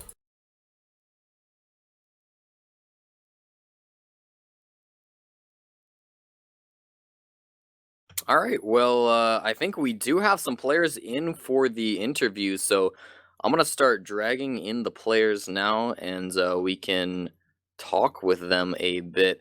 Hey guys, congratulations on your win. Oh, I think they're muted. I think I need to unmute them. All right, now that I'm starting to unmute them. Hey, and welcome. Hey, now, congratulations on your win. Are they still muted? Nicell, this is why you're supposed to do these things. Well, I'm sure as soon as they can talk, we'll start talking with them. Ah, I see. Do they have to be in this? We're gonna figure this out. Hello, can you hear us now? Hello? Yo, what's up? What's up, Disaster. game on? All right, we figured it out. Congratulations on your win, guys. Did I just hear sneeze? Hey. Or was that a lie? Yeah, I thought I just we can heard hear you. sneeze. We can hear you. What's up, guys? Yo, Congrats. thank you. That was quite a bit faster than last season's, coming in for 2 maps. I want to talk about that first one first, Snakewater. That was one that all of us on the analysts and the casters predicted you guys to lose. You ended up winning at 5-4 and a golden cap. How did you feel about that going in? Did you expect to lose that one as well? We definitely expected them to be stronger on Oh, yeah. Snakewater. They're We have a definitely- history of struggling on that map. especially against them. I think we tend to only win it like every 1 in 4 or something. So we put in extra time preparing for Snakewater. At first, it was paying off. Like we were playing exactly how we discussed, but then they started adjusting second half and bringing more aggression, and it started like throwing us off and kind of looked more like what we expected to happen before. But there were some important plays there at the end that secured us the mid, and then we were able to close it out after that. But man, that was a stressful first map for sure. It was really important we won that, because if we would be down Snakewater, it would just be well, for one, it'd be 5 super long. grand Yeah. finals. This probably would have gone Who wants all to do that night. shit? Let's be honest. Yeah, So- I agree with you with that one. I was secretly maybe kind of hoping you guys, just so this doesn't last for forever. But I mean, I would say Viduct's more of a top toss-up match. Did you feel bad about that one? Do you think you wouldn't win it? Viducts. I felt pretty confident about Viaduct. I felt like once we won Snakewater, like there wasn't gonna be a Viduct, TBH. Yeah, I yeah, agree yeah, with but you if that you it's a lost it. toss-up. We didn't think really prepare too well. on Viaduct. Viaduct usually depends on like how well Habib is playing, and I thought Habib was like playing pretty well, so I think we probably would have won Viaduct. Were you worried when you went down early on Granary, or did you kind of think this is fine, this is our good map, we'll come back? It was all as planned. Yeah, it was actually planned. Sometimes it's important to kind of just like think of it as like sacrificing your queen. It's all a game of chess, really. Like this. No. But We I We planned just want to everything. put on a good show. Yeah, Enough. No, we definitely had a rough start on that one for sure, but thankfully we had enough time to come back, which is it's refreshing after playing the Euro rule set for a little while. Cringe. Now we have like actual time to come back, which is really nice, I'd say, for a match to unfold. But yeah, we just stayed focused, and then eventually we tied it up, got the lead, and just tried to play the game like with control instead and put them under pressure. Yeah, so Banny, you've recently been playing a lot with another team. Obviously, the team Swift you were with for I-61. Has that hurt Froyotech's practice? I mean, if you were putting more hours into that, Yes. did that hurt this one? No. Yeah, There's no- immensely. There's The no only overlap, conflict really. was that I had to go out of the country for the LAN. Otherwise, I was practicing like in the morning and afternoon, and then I'd still scrim with Froyo in the evening. So there was no problems there. At the same time, though, I was also not at home for like the same time period, so like, Yeah, our August practice would have was been a nightmare, but we made it through. Everything kind of worked out. Would have been kind of devastating, I guess, to lose this one after getting second at I-61. So Second place Banny. I'm thankful for that. I mean, this is my real team, so at least we made the statement that we are still the best. Just mute Habib. Yeah, please mute Dante. honestly, please. I think the biggest, most important thing was that he didn't run crit streak. Shade Yeah, that's actually, we pretty actually important. won rounds on Crit Streak. Wait, I think did we run won crits? one. I think that was the only round. What? We didn't run crits. No, I don't Yeah, we remember you did. running crits. We No, we these psyched these them out. matches Hey, they were mattered, tuning into so Shade Stream. I would never Psyched them run Yeah. crits. Just wait till ESA 2. Don't worry. I'll show you guys what I'm capable of at 5. Don't run crits on Habib ever. I'm amazing. Yeah, Nursey will be rejoining the Don't- team for Don't run it ESA. in pods. Don't run it. When that happens, I'm not gonna miss a single crits because Nursey actually runs crits when I want her to. Speaking of Nursey joining the team, I'm sure that was just a joke, but what's the plan for the future for Froyotech? Are you guys planning to keep the same roster next season, or? I'm out. Ooh, how about that? I'm It's leaving actually hard too, to say. so- We haven't actually discussed this as a team yet. I but have.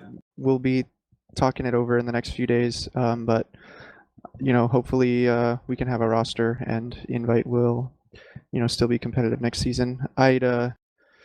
Yeah, there's a lot of things up in the air. Like everything just kind of ended right now, and so we're just gonna wait and see what happens. I'm certainly hopeful about the future of TF2. It's just there's a lot of waiting involved. So, yeah, I wouldn't want to be like sitting on the sidelines when cool shit's happening, So I'm always trying to be involved somehow. So we'll probably be here in some form or other.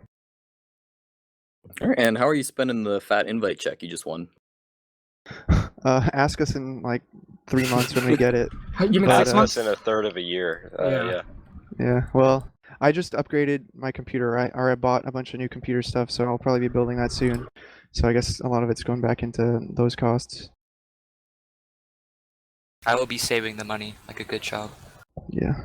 Maybe we Or save up for I'll probably land, buy some more rewind land. cookies or something like that. Yeah, saving for rewind. Fair enough. Well, I don't have any more questions for you guys, so thanks for coming in. If you want to do some shoutouts, we have a lot of players in Mumble right now, so I think we can just go down the list. Starting with Eric, if you have any shoutouts you want to give before we end the stream and end ESEA Invite Season 25. Shout out to AIM, Slemnish, Nursey, those people, and my IRL friends, Colin, Keenan, and Vutia. That's about it. Vutia! Yeah. Shout out to my little cousin Trey. You watching right now? Shoutouts to Demon, shoutouts to Bullet, shoutouts to Bunny, shoutouts to Danny, shoutouts to my team, shoutouts to everybody that's been on my team. Yeah.